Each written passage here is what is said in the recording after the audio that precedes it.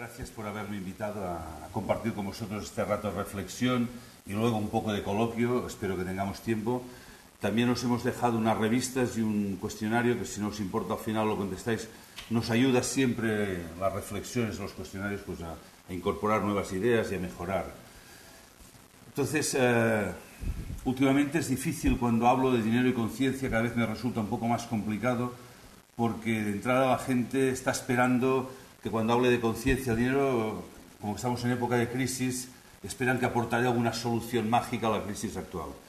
Y me lo están pidiendo mucha gente, ¿no? Cuando hay una charla, o me lo dicen o notas que lo están esperando. Bueno, ¿cuándo salimos de la crisis? ¿Qué tenemos que hacer para salir de la crisis? En el fondo, esto es lo que se está esperando. Y no hay salida de la crisis económica y financiera si solo hablamos de esto. Y esto es lo que tengo que decir en algunos ámbitos, y esto no gusta, porque querríamos que nos solucionaran la crisis.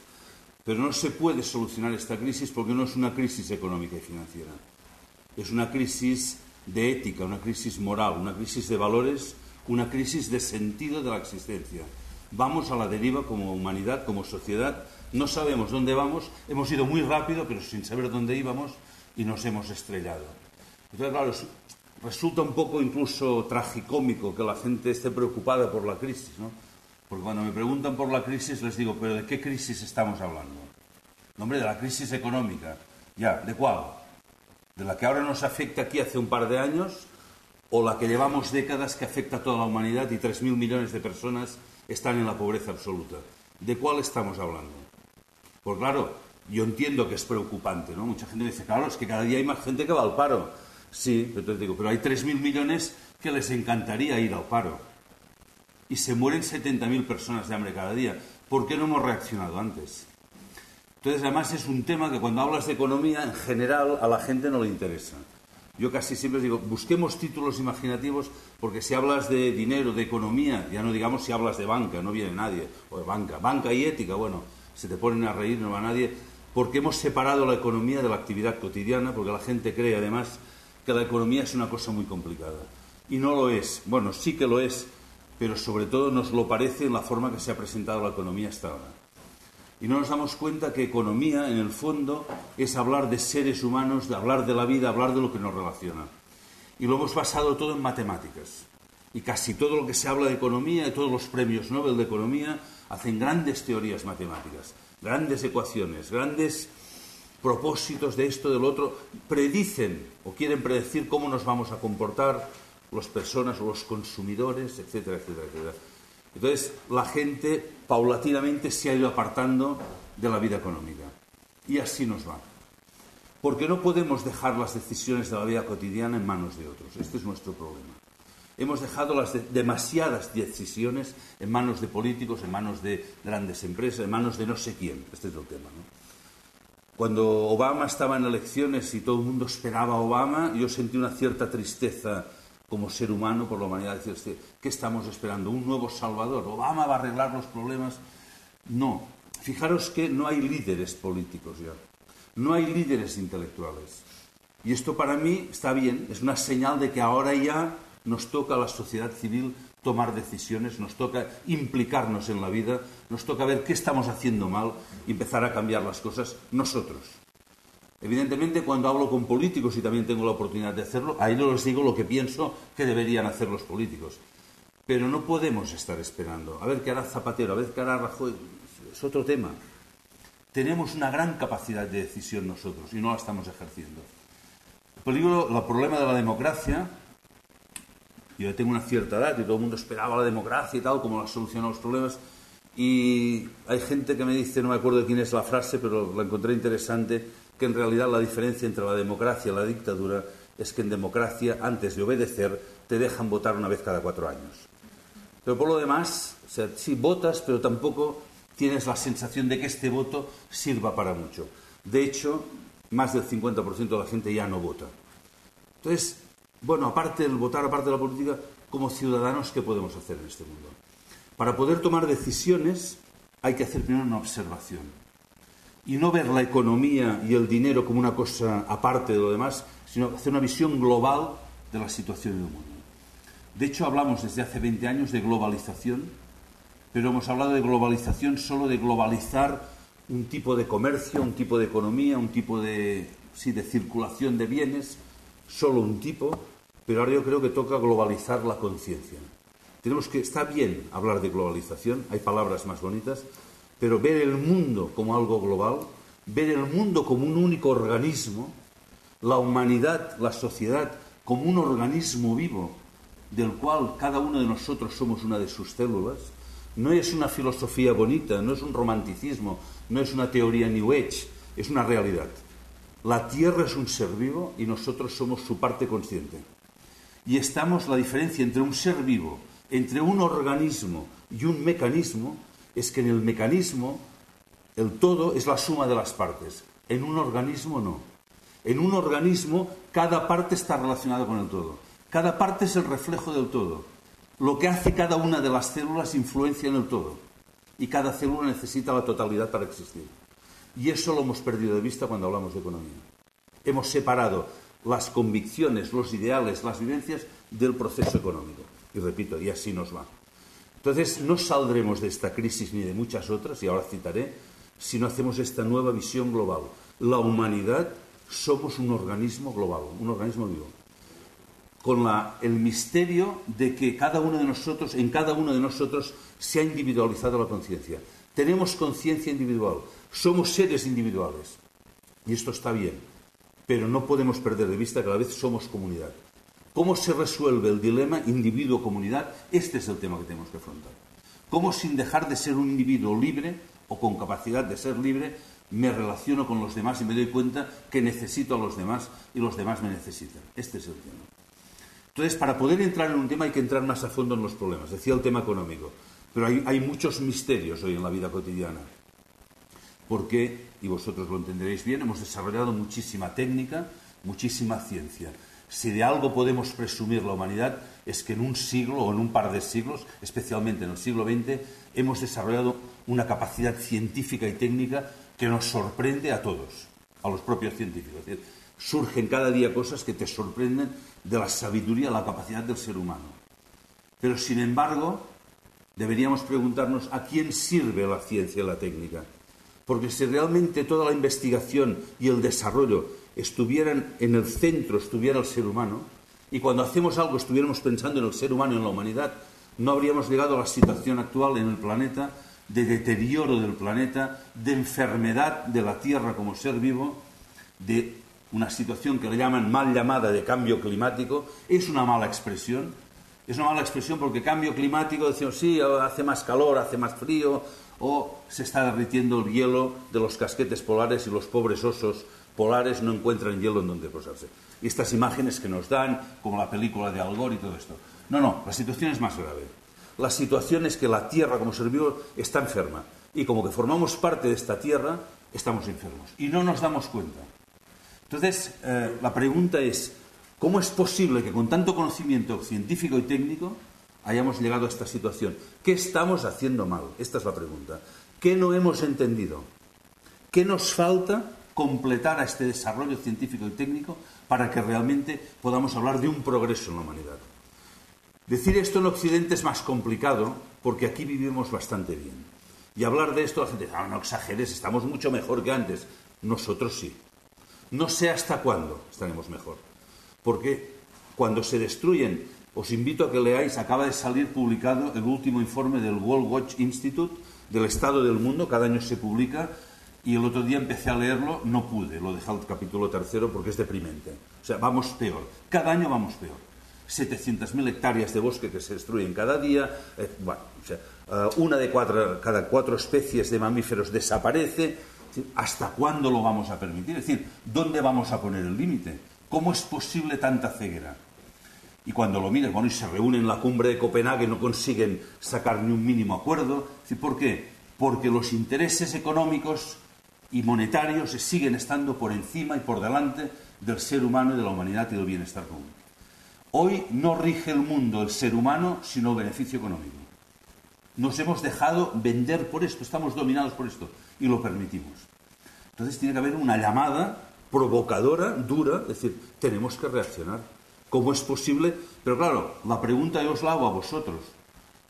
¿Cómo es posible que permitamos esta situación? ¿Qué parte de responsabilidad tenemos cada uno de nosotros en que esto siga siendo así? ¿Qué podríamos hacer nosotros? Yo siempre me dirijo a que tengo delante. ¿Qué podríamos hacer nosotros para que esto empezara a cambiar? La situación esta de enfermedad también se puede ver porque en medicina hemos avanzado muchísimo, muchísimo. Es otra de las áreas que podríamos presumir de que la humanidad hemos conseguido avances increíbles. Pero no deja de ser sorprendente que hay nuevas enfermedades que afectan a millones de personas. Es decir, ya sin citar o citando de pasado los 50 millones de afectados de SIDA, ¿cómo es posible que cada vez haya más gente afectada por el cáncer? Crece exponencialmente, no digo que mueran, afectados, y cada vez a edades más jóvenes, y sobre todo en los países más industrializados. ¿Qué significan nuevas enfermedades como anorexia, bulimia, o sobre todo qué significa la enfermedad del siglo XXI? La angustia y la depresión. Hoy, primera causa de baja laboral en muchos países. ¿Qué nos pasa? Esta es la pregunta. ¿Por qué se dobla cada año la venta de tranquilizantes y ansiolíticos?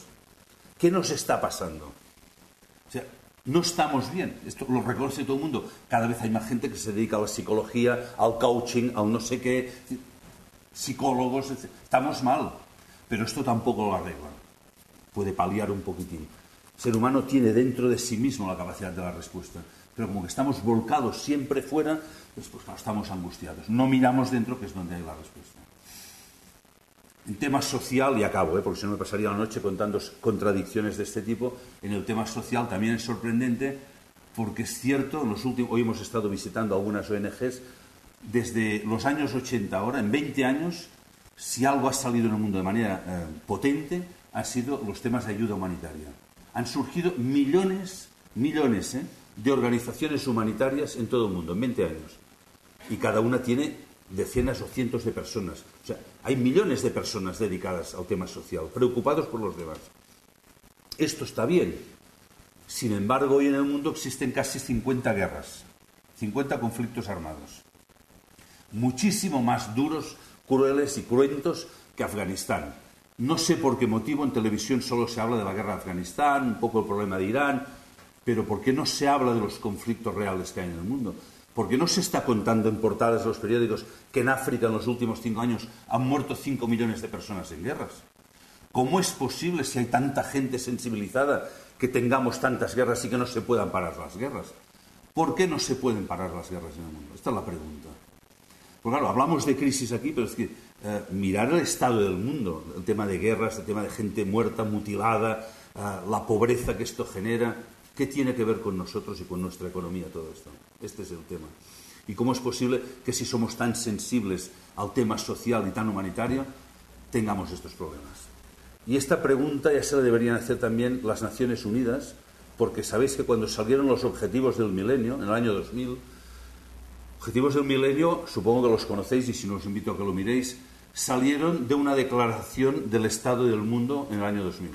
Cuando uno lee el informe de ese Estado del Mundo, no puedes por menos que sentir vergüenza humana. Es decir, el informe es terrible. Es decir, ¿cómo está el mundo? A nivel de pobreza, de hambre, de epidemias, de esclavitud en el siglo XXI, siglo XX, esclavitud, discriminación de la mujer, etcétera, etcétera. El Estado era tan vergonzoso que las propias Naciones Unidas dijeron, tenemos que hacer algo. Tenemos que hacer algo, y el algo fue la declaración de los objetivos del milenio. Curiosamente, era un compromiso que firmaron todos los países de las Naciones Unidas, y yo entiendo por compromiso que uno se compromete, nuestros representantes se comprometieron, cosa rara, unánimemente, casi nunca en las Naciones Unidas todo el mundo vota igual, unos se abstienen, los otros votan en contra, 189 países votan unánimemente los objetivos del milenio y se comprometen en nombre de la humanidad a resolver una serie de problemas.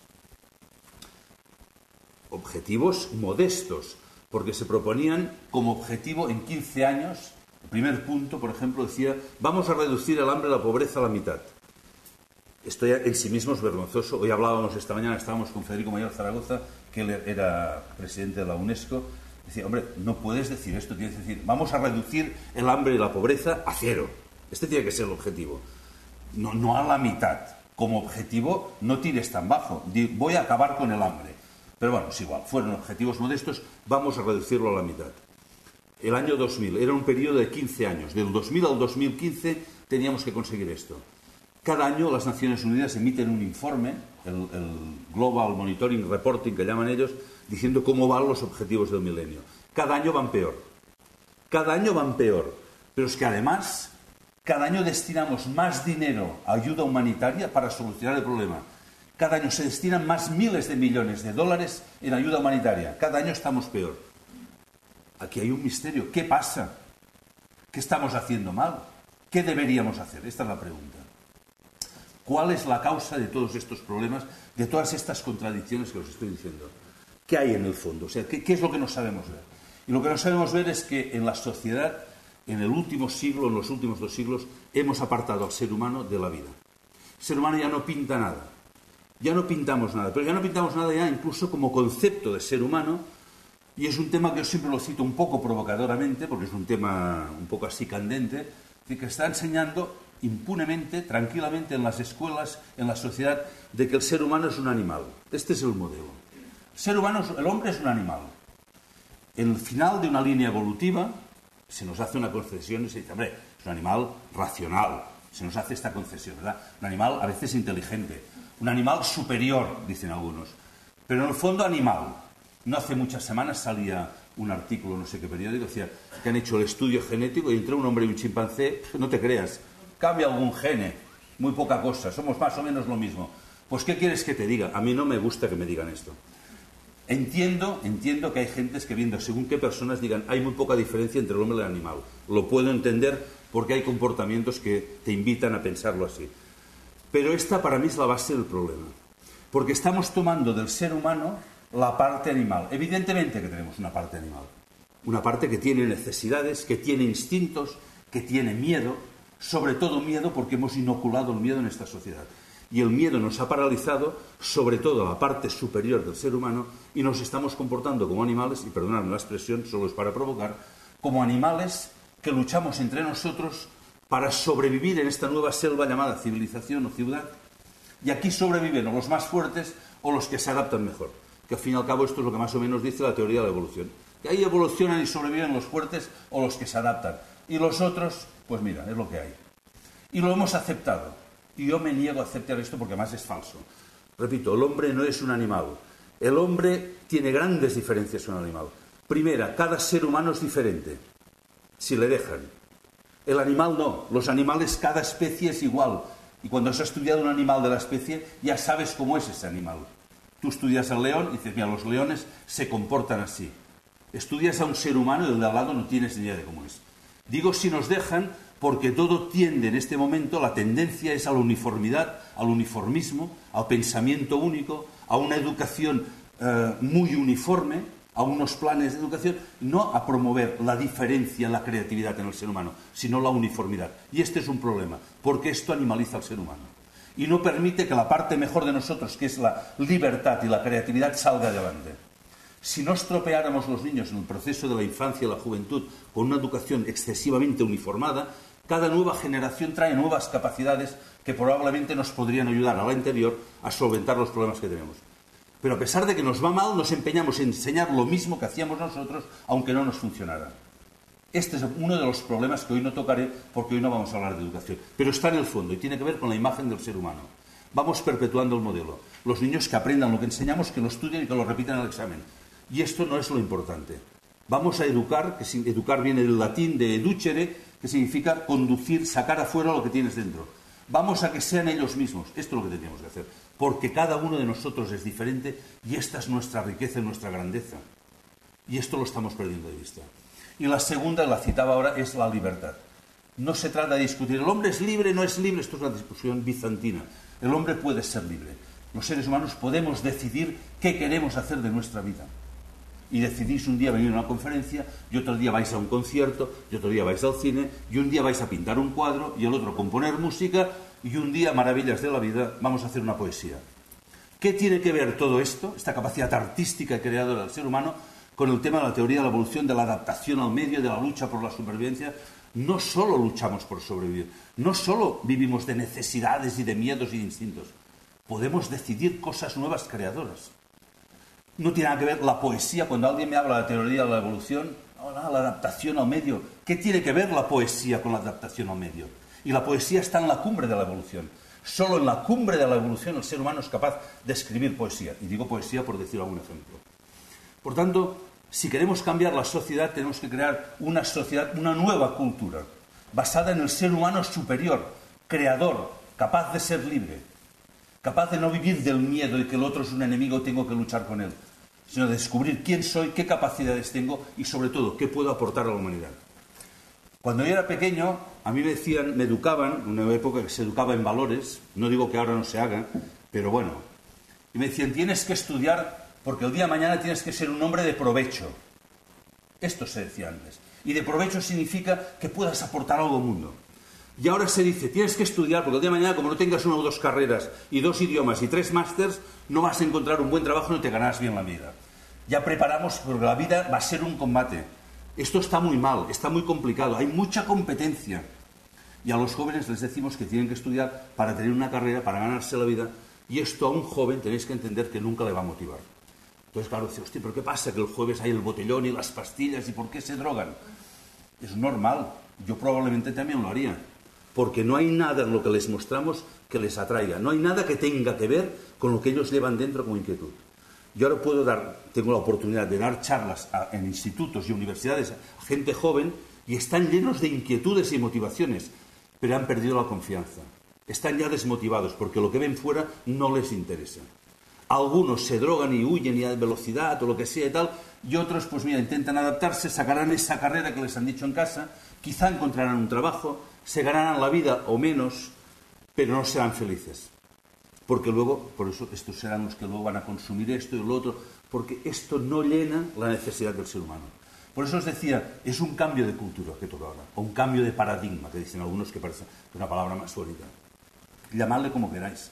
Pero o lo cambiamos todo y tomamos la rienda de la sociedad en nuestras manos y convertimos esta sociedad animalizada o basada en instintos, que es otra de las cosas que se favorecen, los instintos, la reacción instintiva, y buscamos esta sociedad basada en un ser humano superior, que lo somos, creativo, artístico, no hay salida. Esta es mi opinión.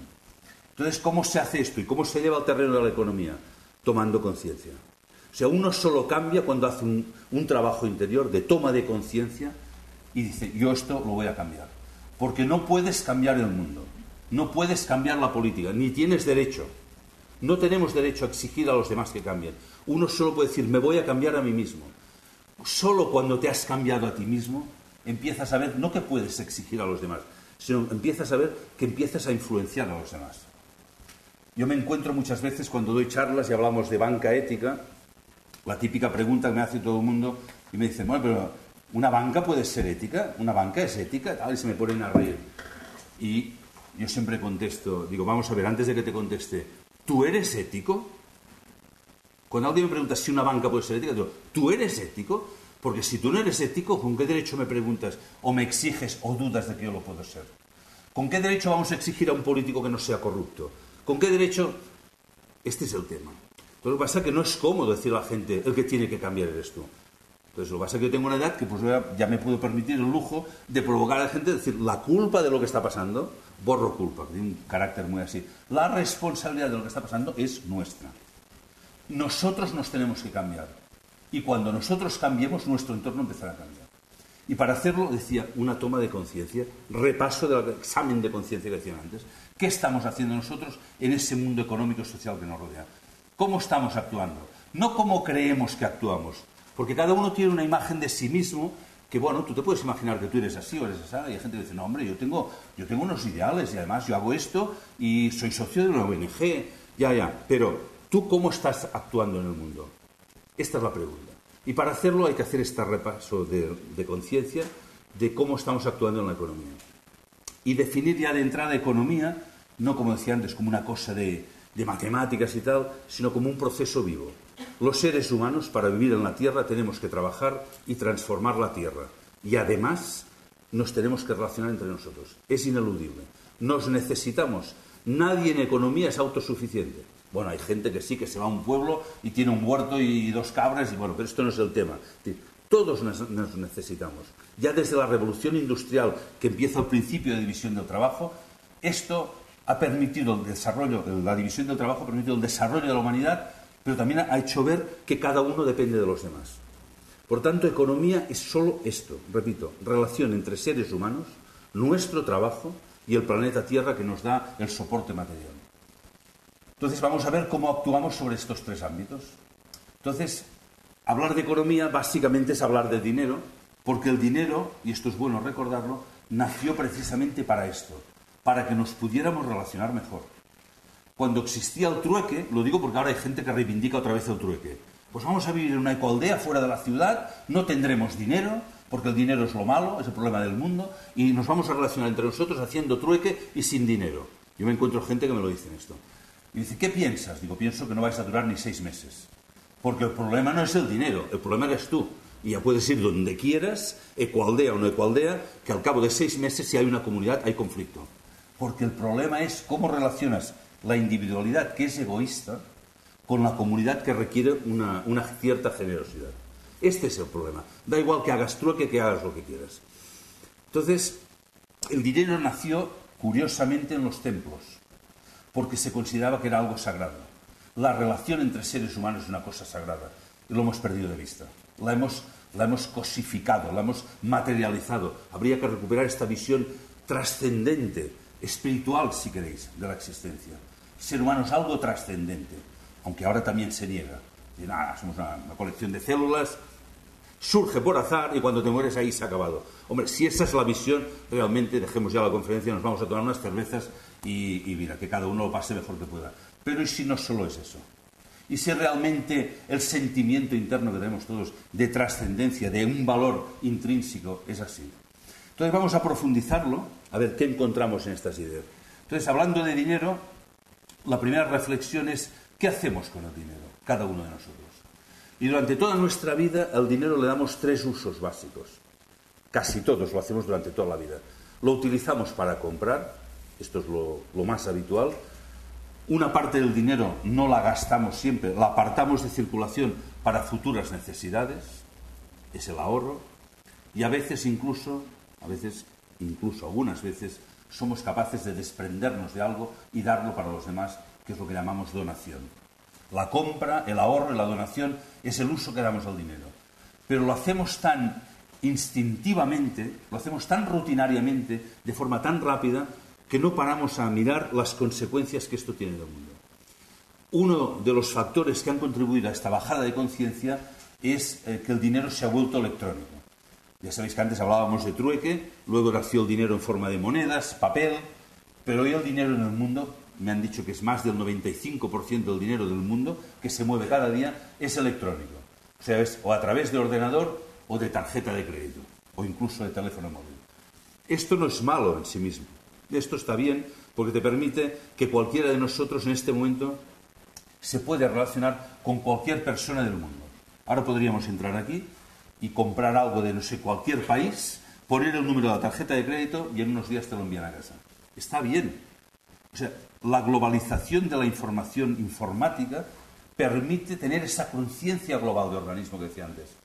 Hay gente que ve en la técnica todos los males del mundo. No, la técnica está bien. El problema es que si desarrollas la técnica y el desarrollo de la conciencia no está al nivel, surgen los problemas. Y ahí ha pasado este problema. Sucede lo mismo, aunque ahora no entraré en ello, con el tema genético. El tema de la manipulación genética, de la ingeniería genética, de los transgénicos. ¿Es bueno o es malo? El problema es que la conciencia nuestra no está a la altura de la capacidad de gestionar el tema genético. Y lo mismo sucede con lo atómico, lo molecular y lo nuclear. Manipulamos la esencia de la materia, destruimos el átomo, ya sea por un acelerador de partículas o sea una bomba o lo que sea, pero no tenemos la conciencia de lo que esto está provocando. Estamos jugando a aprendices de brujos. Y con la informática ha pasado 3/4 de lo mismo. Ha ido muy rápido el desarrollo informático, nuestra conciencia, al no ir a la misma altura, se ha adormecido. De tal manera, yo por ejemplo, antes de estar en Triodos Bank he estado 30 años en una caja de ahorros.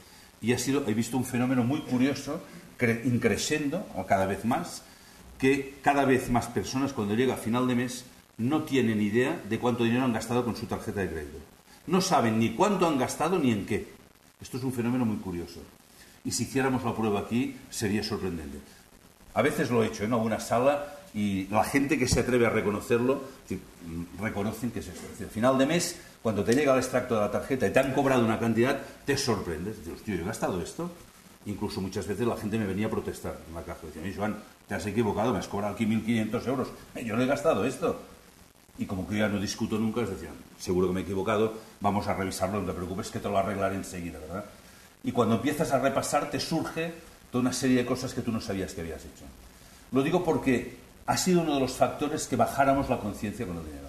Hoy vamos a hacer el ejercicio contrario. Vamos a poner conciencia y el primer punto de reflexión o de meditación incluso, diría yo, es de que siempre que utilicéis el dinero, o siempre, por lo menos alguna vez, deberíais hacer un ejercicio imaginativo de pensar, cada vez que hago algo con el dinero, cómo estoy afectando a los demás.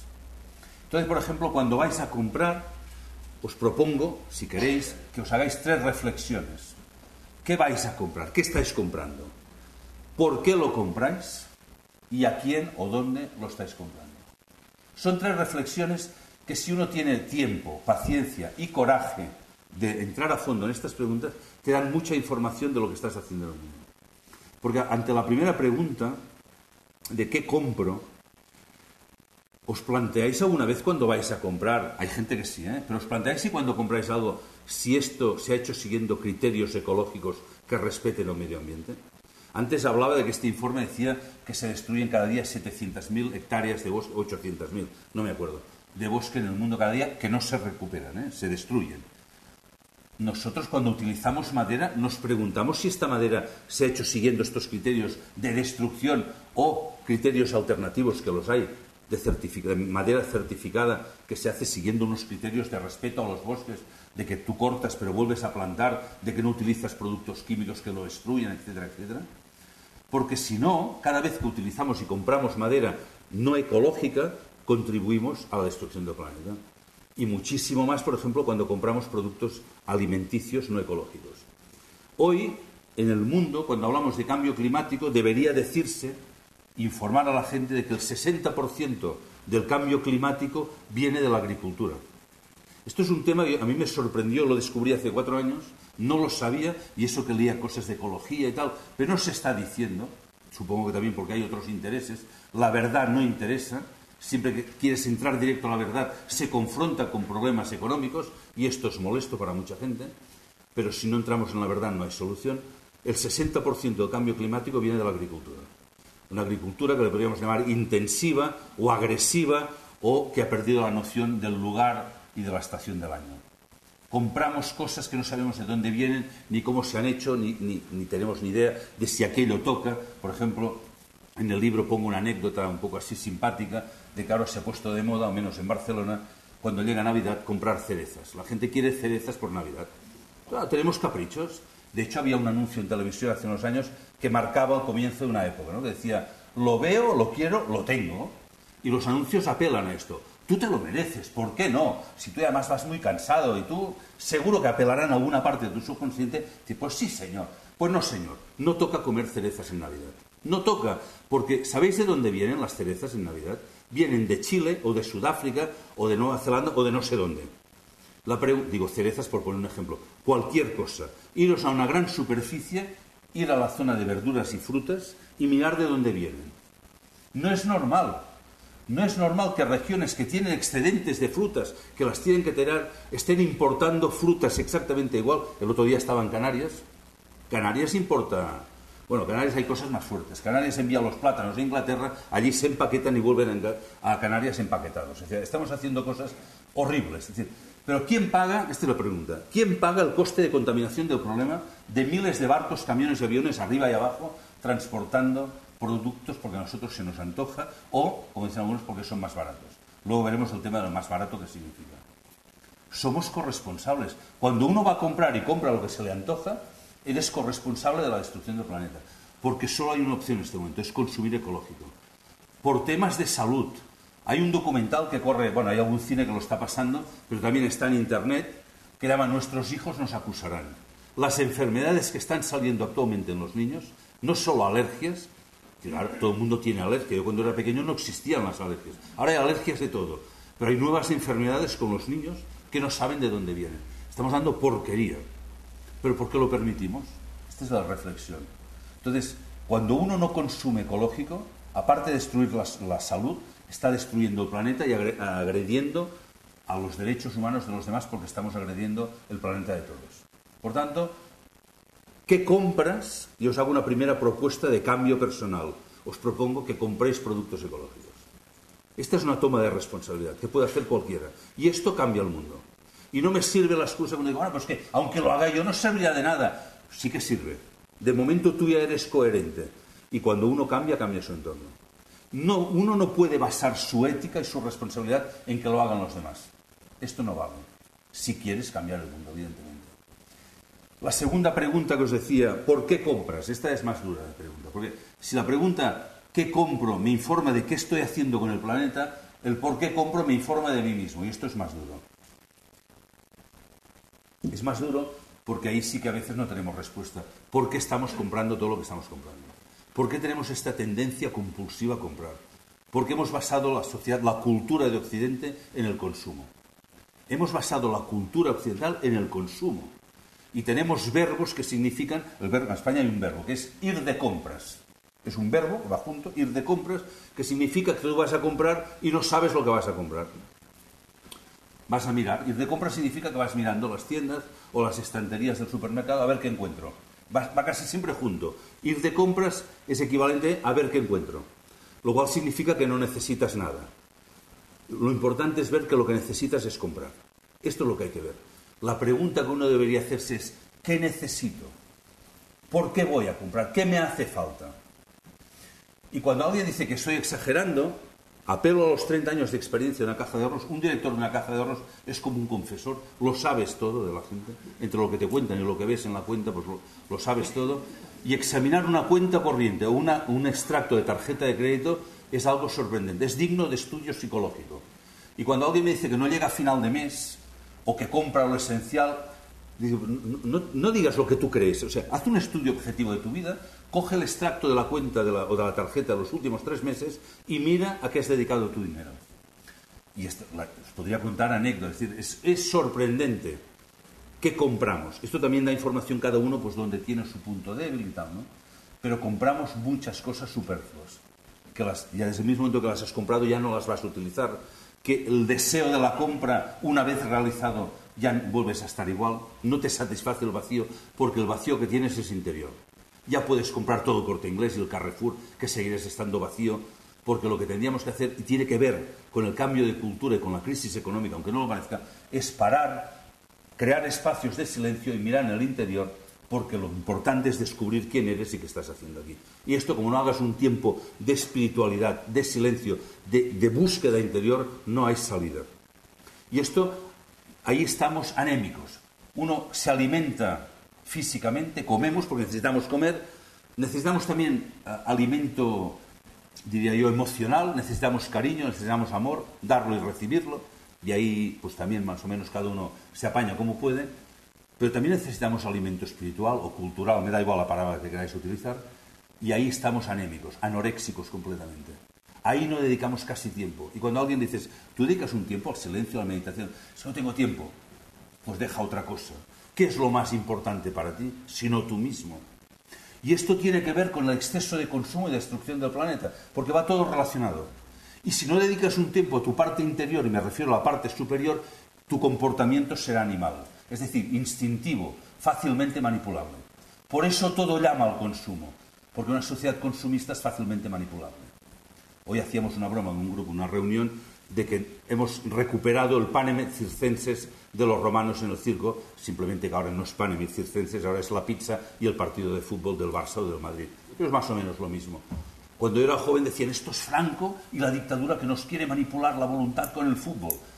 Franco hace un tiempo que se ha muerto y la cosa ha ido a peor. Entonces, esto hay que hacer un examen a fondo. También podemos incluir la Fórmula 1 y Fernando Alonso. Van en el mismo paquete. Es decir, cómo mueve masas, millones, cosas. Ya, pero esto es así. Hay que hacer un examen. ¿Por qué esto es así? O sea, yo pensaba que habríamos evolucionado a un nivel cultural diferente y ha habido una cierta involución. Porque una sociedad que se mueve por estos instintos y estos impulsos es más fácilmente manipulable. Entonces hay que dedicar un tiempo interior y basar, segunda propuesta, aparte del tiempo interior, un consumo responsable. No podemos seguir consumiendo igual porque el planeta no lo permite.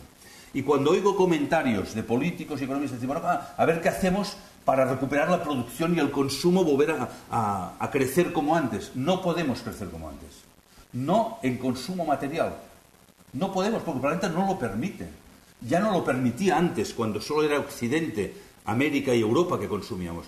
Pero es que ahora resulta que hemos contagiado este virus del consumismo a China, India, Brasil, que son miles de millones. Si antes no aguantaba el planeta, ¿cómo va a aguantar ahora? ¿Hasta dónde vamos a permitir la destrucción? Entonces, cuando la gente dice un consumo responsable, hay quien habla de decrecimiento económico, dicen, pues entonces habrá más parados. No, hay otras opciones. Una sería repartir mejor el trabajo. Es un tema complicado, es una propuesta. La segunda, ¿por qué todo el consumo tiene que ser material? Una opción, y es la que yo propongo, es sustituir cada vez más el consumo material por el consumo cultural y espiritual. Estamos dispuestos a pagar mucho dinero por una buena cena, una buena botella de vino, pero a lo mejor por una buena conferencia, un curso de crecimiento personal, no lo haríamos. Y cada vez tendríamos que dedicar más dinero al consumo de cultura, de arte. ¿Pagaríais 30 euros por ir a una sesión de que os recitaran poesías? No lo sé. Quizás sí, vosotros no lo sé. Pero valoramos lo material, lo cultural y lo espiritual no. Pues la nueva economía tiene que ser cada vez menos material y más cultural y espiritual. Si no, repito, el planeta es que no sé cuántos años puede durar. Yo he tenido reuniones con biólogos importantes y me dicen, es que tienen miedo de llegar a un punto crítico de no retorno que aunque queramos reaccionar ya no habrá tiempo. Entonces, tenemos que provocar ese cambio. Una reducción en el consumo material. Y esto depende de nosotros. Y en tercer lugar, ¿dónde compramos? Hombre, no podemos seguir con la supuesta ley de la oferta y la demanda o la competencia. Nos han inoculado este concepto desde ya la época de Adam Smith, que se le considera el padre de la economía moderna, de que estamos en un mercado libre y, bueno, pues aquí impera pues esto, el mercado libre es la competencia, la supuesta ley de la oferta y la demanda. Esto es lo que a mí me enseñaron ya en el colegio y en la universidad. La ley de la oferta y la demanda. Pues os tengo que decir que he descubierto ya de adulto que no existe la ley de la oferta y la demanda. Es mentira. Es mentira, no es una ley.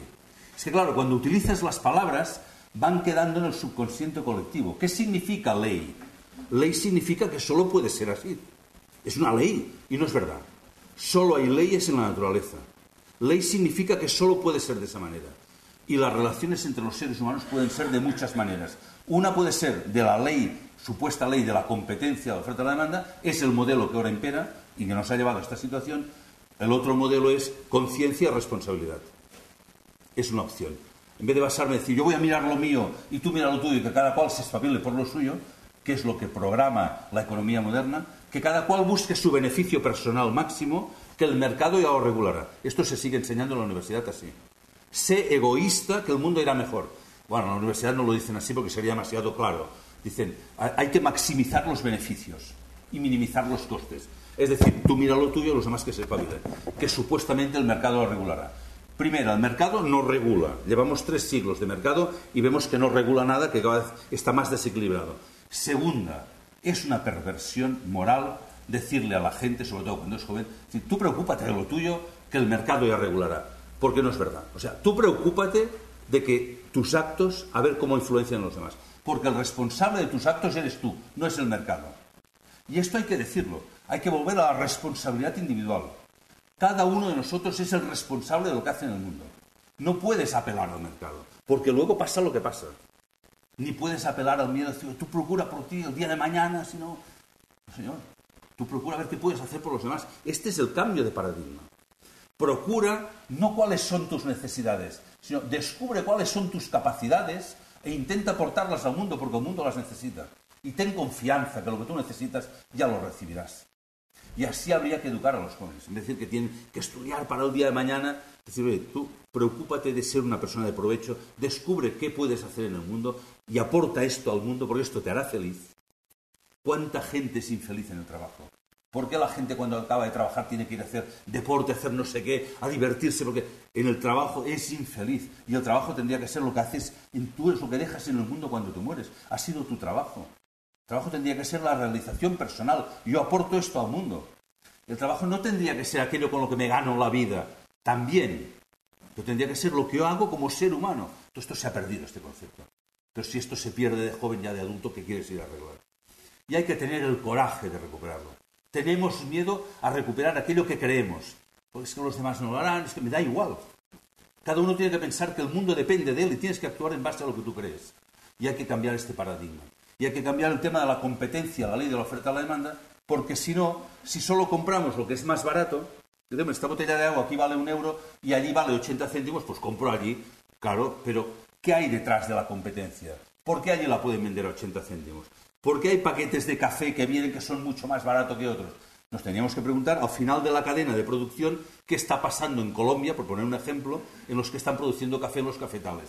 A lo mejor trabajan 16 horas al día por un salario miserable, o lo que está pasando en China. Os invito a ver el documental China Blue, como niñas de 16 años están bajo una explotación, esclavitud semejante a la del siglo XVII para fabricar unos jeans que aquí podemos comprar en tiendas de lujo en los paseos más importantes de la ciudad. Y no nos parece mal, porque lo estamos comprando. No miramos qué hay detrás de la cadena de producción. O sea, el precio, oye, que compitan, oferta, demanda, ya, pero ¿y el ser humano que está detrás?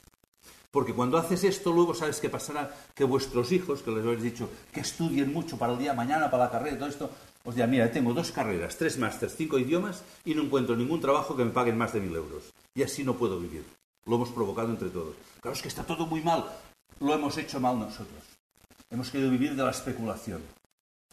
Estos últimos años no entraré demasiado en el tema inmobiliario, pero aquí todo el mundo ha sido muy listo. Yo estuve 5 años en un barrio muy humilde de Barcelona, un barrio obrero, decían, y es muy obrero, pero había gente que compraba pisos para especular, no para vivir, para especular. Y me encontré clientes que me decían, satisfechos, con una sonrisa, estoy contento porque compré un piso por 10 millones de pesetas y en 5 años lo he vendido por 40. He ganado 30 millones sin hacer nada, en 5 años. Yo decía, ¿y la sonrisa a qué viene? ¿De qué te sientes satisfecho? ¿Tú no te das cuenta que tu hijo ya no podrá comprar nunca un piso? ¿Tú crees que es normal? Oh, es que lo hacían todos. Ya está la excusa, lo hacían todos. Pero a ti nadie te obligaba a comprar un piso para especular. Entonces no nos damos cuenta, esto que os decía, que cada vez que hacemos algo, la oferta, la demanda, gano, compro, vendo y tal, alguien está sufriendo. Las bolsas suben, bajan. Oh, es que es un mercado libre, tal y cual. Ya, pero detrás de esto hay gente que está sufriendo. Detrás de esto, en el fondo, hay explotación. Formamos parte de la cadena de explotación cuando solo miramos el precio. Por eso ya hace años que ha surgido un concepto que es el comercio justo, el precio justo. Es decir, comercio justo es pagar el precio justo de las cosas. Y esto no lo puede dar el mercado. Hay mucha gente que dice, hombre, es que el precio del café se fija en el mercado de Londres. Y allí hoy lo han marcado a tanto. Ya, pero esto no es una ley. No te obliga a pagar aquello. Tú puedes pagar un precio justo para que la persona... ¿Y qué es el precio justo? El que le permite al productor vivir como una persona. Porque es como nosotros. El que está en Colombia produciendo café es un ser humano como nosotros, con las mismas ilusiones, necesidades, cariños, igual. Entonces, si hablamos de competencia, lo hundimos. Y como que aquí no nos afecta, de momento, cada vez más, y por eso cuando se nos acerca el problema tenemos miedo, por eso a todo el mundo, ¿cuándo saldremos de la crisis? Hay millones que lo preguntan hace décadas cuándo saldremos de la crisis. No nos hemos dado cuenta que nosotros somos la crisis de ellos. Entonces, la opción es pagar el precio justo. Hombre, es que es más caro, consume menos. Esta es la solución. Y cuando la gente dice que no llega a final de mes, repito, digo, tráeme el extracto de la cuenta, vamos a repasar en qué has gastado este mes. Y es sorprendente. Porque en lo esencial, ahí sí que miramos el céntimo. En las chorradas, perdonadme la expresión, allí podemos despilfarrar sin ningún reparo. Y si no, mirar lo que habéis comprado en Navidades. Por tanto, 3 preguntas, 3 propuestas. ¿Qué compro? ¿Por qué? ¿Y dónde? Hacer una reflexión. Hoy voy muy rápido, ¿no? Porque no hay tiempo. Pero hacerlo un día. Próximo sábado, que seguro que el sábado vais de compras, que es el día oficial familiar de ir de compras. Van familias enteras al Carrefour con los niños a mirar y tal, ¿no? Bueno, los niños a veces van a merendar porque los propios padres les dan la merienda y luego tiran y así no pagan. Que esto también es una manera de educar muy curiosa que he visto en algún supermercado, ¿no? Haceros estas 3 preguntas y pensar en las 3 propuestas. Procurar comprar ecológico, todo quizá no se pueda, pero es empezar un proceso de cambio.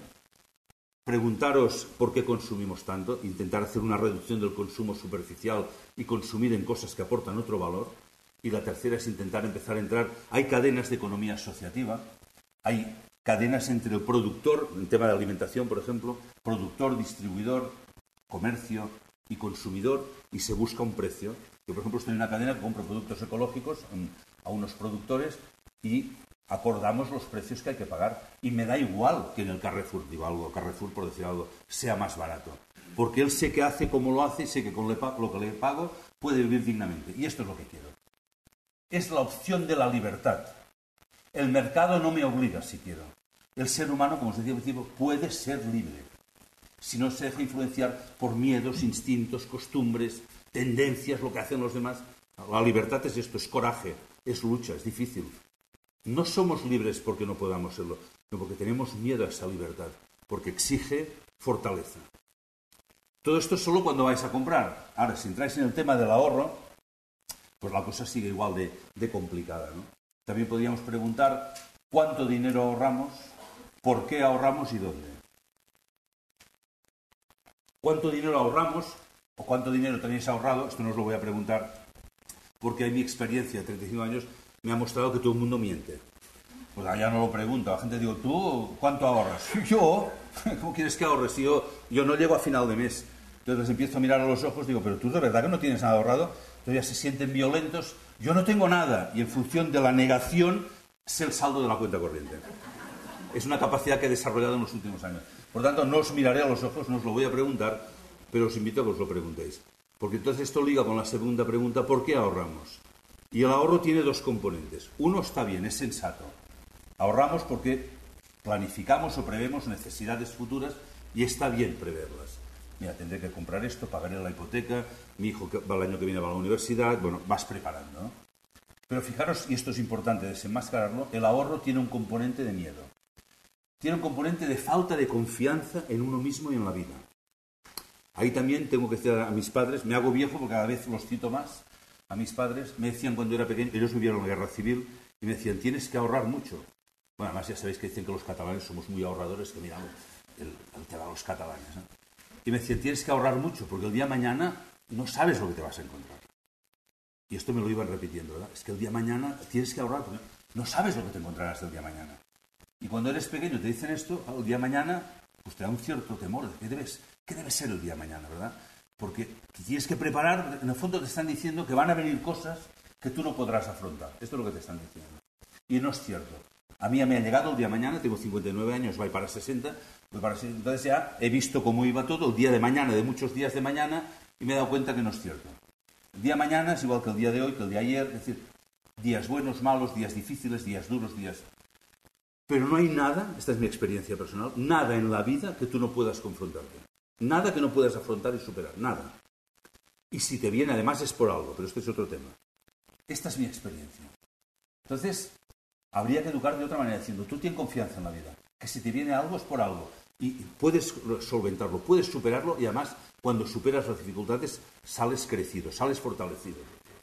Y estate atento que a lo mejor a tu lado tienes a alguien que tiene un problema y para ti no lo es y le puedes ayudar. Y al revés, ten confianza que cuando tengas algún problema, alguien te ayudará. Confía en la vida. Entonces esto no nos haría acumular tanto, porque luego cuando uno acumula para el día de mañana, yo ya sé lo que pasa el día de mañana. Y ahora, con los años ya lo descubres todo. Por si a alguien todavía no se lo han dicho, el día de mañana nos vamos a morir todos. De esto ya me he dado cuenta. Entonces, 35 años, 30 en una caja de ahorros, todos aquellos clientes que conocí hace 30 años que ahorraban para el día de mañana, vi cómo les llegaba el día de mañana, se han muerto, y también he visto qué pasó con sus ahorros, que si luego me da tiempo os lo cuento.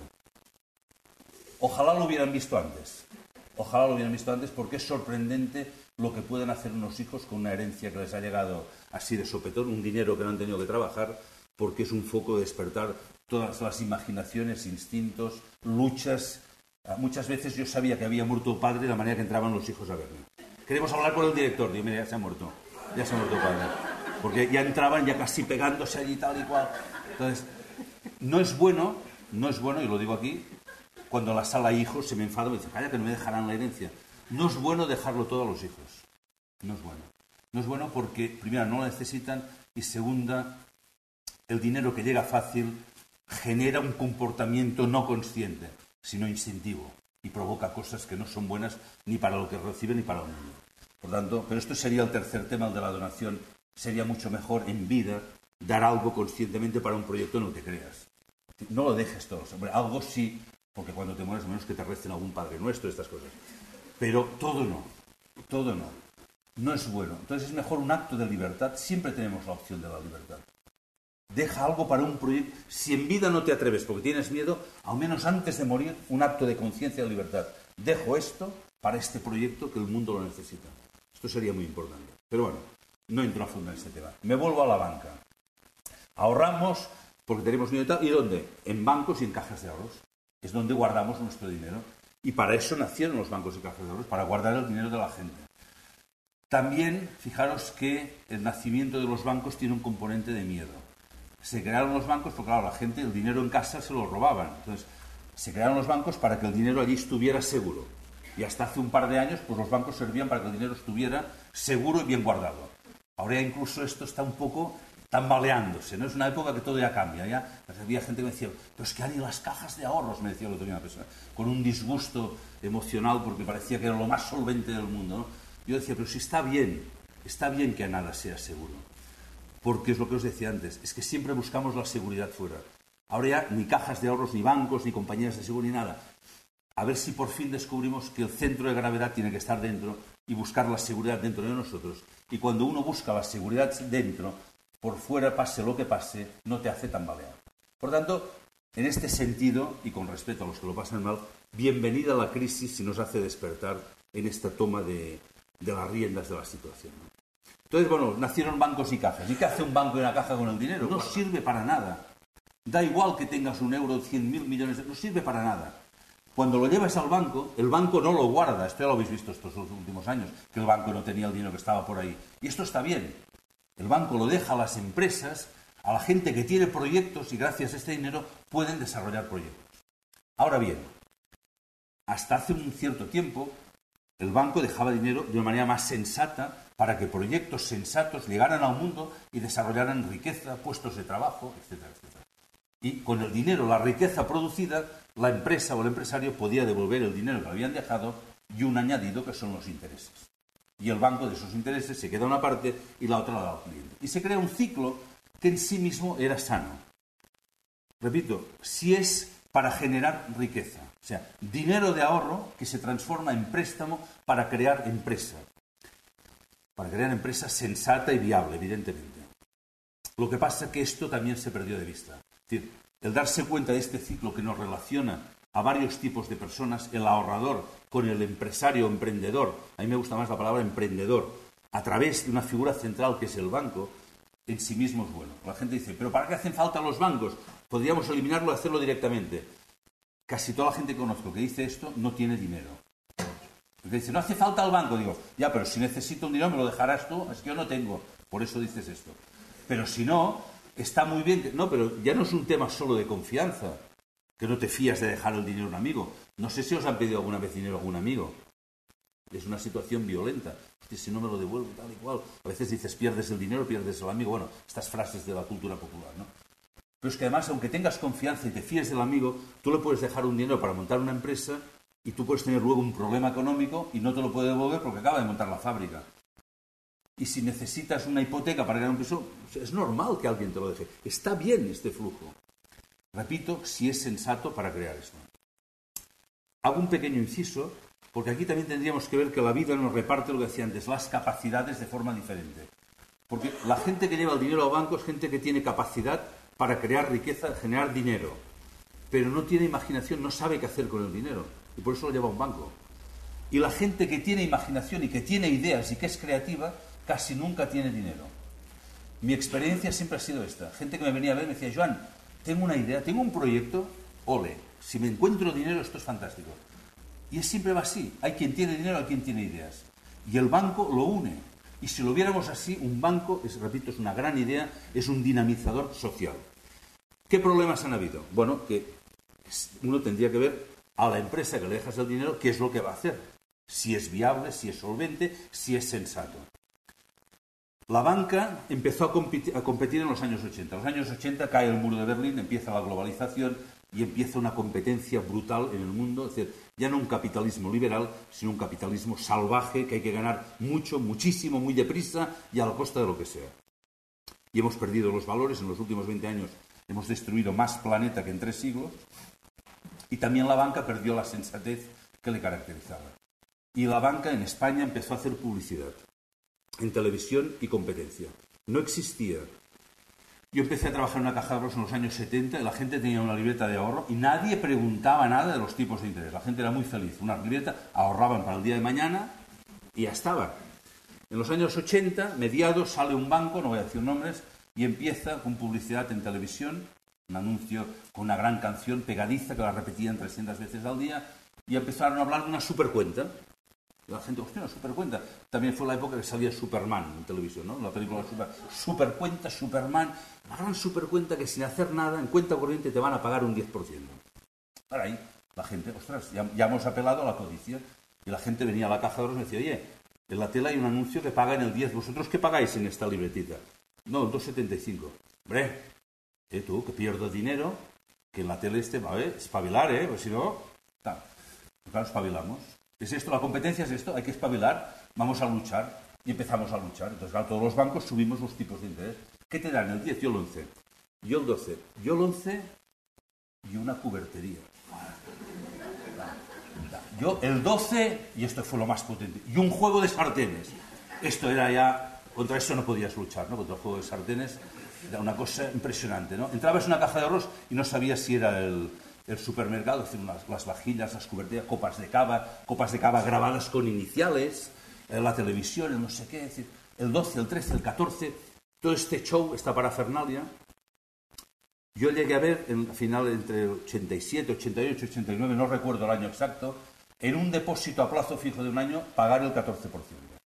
Claro, que tenía dinero contento, son 14, está bien. Casualmente las hipotecas subieron al 18, al 19 y al 20. Casualmente es una manera de hablar, claro.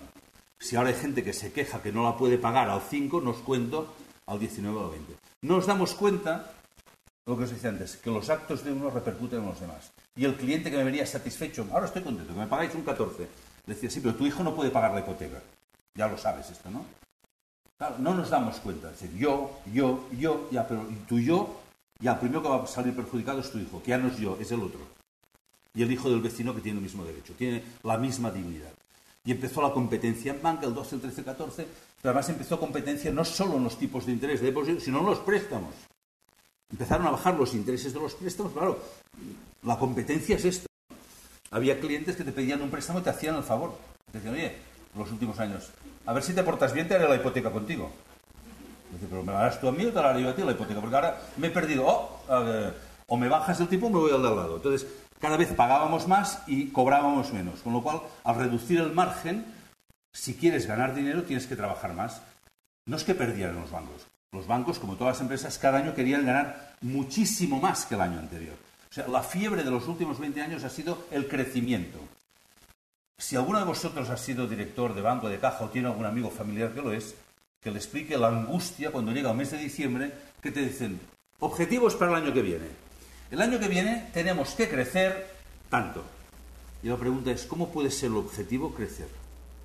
El objetivo será lo que tú quieras hacer en el mundo. O sea, yo el año que viene, pues mira, quiero hacer esto, quiero hacer lo otro, porque esto es lo que tiene sentido. No, el objetivo era crecer. Y el crecimiento era de locura, porque al principio del año que viene vamos a crecer un 20. Y luego 20 era el 30, el 40, el 70, el 80. Y no os lo creeréis, pero a mí me llegaron a marcar como objetivo de un año a otro crecer el 200%. Sí, pero ¿cómo? ¿Por qué? Es tu problema. Y si no lo haces, es que no te crees a tu empresa. Qué argumento, ¿no? Sí, hay que crecer. Y pero decías a la gente, ¿pero por qué tenemos que crecer? Hombre, porque la competencia crece y tenemos que crecer más que ellos porque hay que pasarles en el ranking de las cajas de ahorros. Claro, este es otro tema, como que las entidades contrataban directivos venidos, esto sí, a todos los que contrataban tenían algún título de Harvard, Stanford, alguna cosa de estas, le pagaban millones y él tenía que demostrar que era más listo que los demás y había que pasar en el ranking. Pero los de la competencia habían contratado también gente de Harvard que les decían lo mismo, con lo cual esta locura ha llevado a que decir, bueno, ¿qué hacemos para ganar más? Y entonces empezó a dar créditos no para crear empresas y producir riqueza, sino para que la gente consumiera más. Y algunos de vosotros a lo mejor os encontrasteis que un día llegó a casa una carta del banco de la caja y dijo, señor fulano de tal, usted tiene aprobado un crédito de 3 millones de pesetas. Y el cliente decía, hostia, 3 millones, venía a decir, os habéis equivocado y no lo he pedido, esto, hay algún error. No, señor Manuel, es que usted es tan buen cliente que nosotros le hemos aprobado un crédito de 3 millones para que compre lo que quiera. Pero ahora mismo yo no necesito nada. Pero se lo hemos aprobado, compré alguna cosa. ¿Verdad? Pero no, porque el director tenía la presión de que tienes que colocar tantos esta semana. Entonces, claro, unas discusiones absurdas entre el director o el empleado y el cliente. Pero ahora que me compro, no sé, cambiese el coche. Me lo cambié el año pasado. Bueno, busque algo, pero está aprobado y hay que firmarlo esto. Y si no era esto, hago broma, pero es así, ¿eh? Las tarjetas de crédito. Pues enviaba una tarjeta de crédito a casa, que tampoco habíais pedido, y llevas a la oficina, oye, que yo ya tengo una. Sí, pero usted tiene la de plata y esta es de oro. Y si tenías la de oro, esta es de platino con diamantes y sobre todo unos puntos canjeables por las sartenes. Entonces ya, ahí sí que caían y tal. Pero usted consuma. Y entonces los bancos y cajas empezaron a fomentar el consumo, también con el tema de las hipotecas, es decir, cuando una persona compra un piso que vale 30 millones, ¿cuánto necesita? 40. ¿Cómo 40? 30 más los gastos, me cambio ya el coche, me compro, había la hipoteca, ¿sabéis que llamaban la hipoteca Cayenne? Que la gente de 40 y pico ampliaba otra vez la hipoteca de la casa para comprar un Porsche 4x4, la hipoteca Cayenne le llamaban. O lo que fuera, ¿no? Y a paso, pues ya, si eran inmigrantes, pues les pagaban el viaje a su país, cambiaban la decoración, es decir, todo en el mismo paquete, ¿no? Fomentar el consumo. Y esto no fue suficiente, sino que además se empezó a especular. Ya los bancos y cajas ya no invertían en economía real, sino que se invertían en fondos especulativos que difícilmente encontraréis más de un 10% de directores de oficinas que sepan lo que están vendiendo. O sea, no saben lo que están vendiendo. Y cuando va un cliente le pregunta, oye, pero esto que me has hecho, porque muchas veces iba la gente y decía, ven, sobre todo si es gente ya mayor jubilada, mire, don fulano, le he cambiado la libreta porque ha salido esta nueva que es buenísima, le he cambiado porque esta va a ganar más. Ah, y esto exactamente, no, esta es muy buena porque es de la nueva generación. Estamos haciendo ya unos fondos de inversión dinámicos de segunda generación que hacen una combinación mixta ponderada del IBEX 35, el Nasdaq y el Nikkei. La gente tiene que decir, pero es bueno, es dinámico de segunda generación. Bueno, pues si la gente se va a casa con una libreta de otro color, bueno, me lo ha dicho fulano que lo conozco de toda la vida, no me habrá engañado. Sí, porque le han dicho que si no te engañas se va a la calle. Sí, es así. Porque tiene que colocar 30 a la semana o 25 o 40 y si no pondrán a otro que lo hará. Entonces se están vendiendo, pero detrás la gente decía, bueno, pero esto que me has colocado, ¿esto qué es? Nada. Madoff, ¿habéis visto al de Madoff? En Estados Unidos lo han metido en la cárcel. Me pregunto por qué solo lo han metido a él. O sea, esto también es sorprendente. Es decir, y todos los grandes directivos de bancos de todo el mundo que le confiaban el dinero, ¿me podéis hacer creer que no sabían lo que estaban haciendo? Economía especulativa, pero la gente me dice, ¿pero en qué invertían? En nada, burbujas. En nada. O es como la ruleta. En la ruleta tienes el rojo, el negro, el par y el impar. Pues ahí decían, pues bueno, vamos a apostar si el precio del cobre en el año que viene habrá subido no sé cuánto. Es decir, pura especulación. Productos estructurales que llaman mercados de futuros, mercados de derivados, de divisas, la especulación con las divisas. George Soros le hizo caer la libra esterlina, ahora está hundiendo el euro. Más del 95%, y esto es duro, más del 95% del dinero que se mueve cada día en el mundo responde a especulación. Detrás no hay economía real. Después de 2 años de crisis, seguimos haciendo lo mismo. El otro día preguntaba a compañeros que están en banca, decía, ¿qué estáis comercializando ahora? Exactamente lo mismo. Productos estructurados con especulación económica, creando burbuja. Pero claro, la culpa es del banco, la culpa es del banquero, que son muy malos, como decían el otro día, que somos la causa de los males del mundo, me decían. O la culpa es de todos. Porque ahora viene el otro tema. A mí, durante 30 años de profesión, nadie jamás en toda mi vida profesional, ningún cliente me preguntó, ni a mí, ni a ningún amigo mío, tengo muchos amigos en banca, jamás nadie nos preguntó, ¿qué vas a hacer con mi dinero? ¿A quién va a servir mi dinero? ¿A quién se lo vais a dejar? O la pregunta que hacían aquí en el libro, ¿a quién sirve mi dinero? Porque el dinero no está en el banco, el dinero sale y va al mundo. ¿Con qué criterios lo vais a dejar este dinero? Nadie me ha preguntado esto. La gente primero no preguntaba nada, luego me decían, ¿cuánto pagas? Y se decía tal, oye, que allí pagan más, pero todavía con un tono ingenuo. Los últimos años, amenazas. Cuando te decían, oye, viene el señor tal a renovar el depósito que le ha vencido. Te escondías debajo de la mesa. Dios mío, no, ostras, este no. ¿Y cuánto le vence? 100.000 euros. Bueno, te hacías pasar ya temeroso. Decir, bueno, hola, don fulano, con una cara así. ¿Qué tal? ¿Qué le trae por aquí? Vengo a renovar. Tengo 100.000 euros. ¿Qué pagáis ahora? Una cara así. Bueno, ahora estamos pagando un 5%. ¿5? Hombre, por favor, si aquí al lado me pagan el 5,25 y me dan un juego de sartenes. Repitiendo la broma de la sartén. No, pero era así, ¿no? Y a lo mejor un cliente de toda la vida, que incluso en épocas de dificultad le habías ayudado, decía, oye, el dinero es el dinero. Si aquí dan el 7 y tú me das el 5, estoy perdiendo. Yo tengo que ir donde me den más. Este es el criterio que ha movido el mundo. El dinero me tiene que dar dinero sin hacer nada. Y esto es un error. No existe esto. No existe. El dinero no puede dar dinero sin hacer nada. Este crecimiento es una enfermedad. Mirad, en el cuerpo humano he empezado con una imagen orgánica del mundo. La mejor imagen orgánica es el cuerpo humano. En el cuerpo humano, cuando un grupo de células empiezan a crecer sin tener en cuenta la totalidad, a esto le llamamos cáncer. Y provoca la muerte del organismo y de las células. Y en cambio, en esta sociedad global, hay células que quieren crecer continuamente y nos damos cuenta que esto es un cáncer social que no tiene sentido, que está provocando muerte en esta sociedad. Y queremos crecer y crecer y crecer, pero todos. O sea, nadie es inocente aquí. Los clientes me venían y me decían, vamos, que aquí y ahora igual.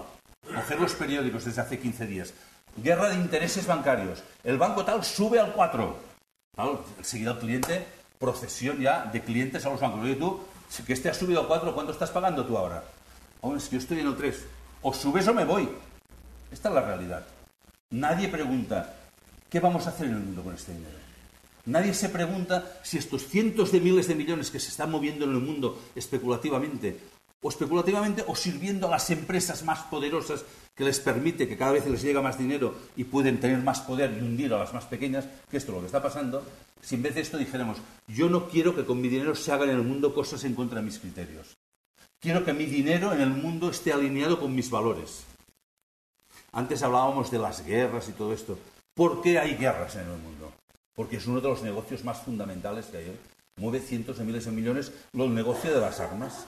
Y además, y este es un tema que no sé si lo acabaremos algún día, el tema de los paraísos fiscales, con el tráfico de armas se blanquea el dinero de la droga y la prostitución en los paraísos fiscales. Y si alguien alguna vez ha podido ir a un paraíso fiscal o le han contado, os sorprenderíais de ver qué entidades están por allí. A veces con nombres camuflados y a veces directamente sin ningún pudor. Y las guerras se financian con nuestro dinero, las empresas que contaminan se financian con nuestro dinero, las empresas que hacen explotación infantil, etcétera, etcétera. Porque las empresas solo pueden encontrar financiación en un solo sitio, en bancos y cajas de ahorros. Y mientras no pongamos criterios éticos, el dinero sirve para lo que sirve. Y aquí de nuevo tenemos la opción de la libertad, es decir, con mi dinero esto no lo vas a hacer. Esta es la opción de la libertad, la opción de la conciencia, la opción que se conoce como banca ética. Es decir, mi dinero, mientras yo no lo utilizo, quiero que sirva para transformar el mundo. Siempre está transformando el mundo, siempre. El dinero no está nunca ocioso. Si tú solo hablas de tipos de interés, estás alineado con todo esto. Y muchas veces, y esto nos pasa a veces que hablamos con las ONGs, tú tienes tus ideales, estás en un mundo luchando por la paz y ayudando a los damnificados de la guerra. Pero el dinero de la ONG está en una entidad, a lo mejor, especializada en financiar empresas de armas. Es una contradicción. Así no vamos a cambiar el mundo. El problema que tenemos socialmente, el ser humano, los seres humanos tenemos como 3 áreas de actividad interior, que son el pensamiento, el sentimiento y la voluntad. Y los pensamientos y los sentimientos están muy claros, son muy humanitarios. Casi todo el mundo. No conozco a nadie que sea perverso en ideas, muy pocos. El mundo, sí, esto, lo otro y tal. Pero, señor, cuando llega el dinero, que es nuestra voluntad, el dinero es nuestra fuerza, nuestra capacidad de transformar el mundo, esto es aparte. La gente dice, no mezcles. Una cosa es una cosa, otra. El dinero es el dinero. Negocios son negocios. Pues no, hay que mezclar. Hay que mezclar. Porque lo que hemos hecho durante décadas, con nuestro dinero, cuando vamos al banco amenazando al director de cuánto me pagas si no me voy, lo que estamos haciendo es entregar nuestra voluntad. Hemos entregado nuestra fuerza y nuestra voluntad a los bancos. Y les hemos dicho así, aquí tienes mi fuerza, puedes hacer con ella lo que quieras. A cambio, esto sí, una vagina, una cubertería, unas sartenes o lo que sea. O un tipo de interés muy interesante. Esto es lo que hemos hecho. Luego decimos, claro, es que los bancos tienen el poder del mundo. Claro, se lo hemos dado. Claro que sí. Y cada vez tendrán más porque van a quedar menos con toda la crisis de las fusiones y tal. Y entonces nos dejamos seducir. Es tan fácil seducirnos y comprar nuestra voluntad. Si a un 4 no es suficiente, voy a subir al 5, al 6 o al 7. Y habrá un punto que dice, hombre, yo por un punto no cambiaría. Pero claro, es que si me dan mucho más, claro, es que pierdo dinero. ¡Pam! Esta es la trampa. Y a partir de ese momento hay un límite, un tipo de interés o un regalo atractivo. Hay entidades que vuelven a regalar televisores. Hay entidades que dicen, tráeme tu nómina, te regalaré 500 euros.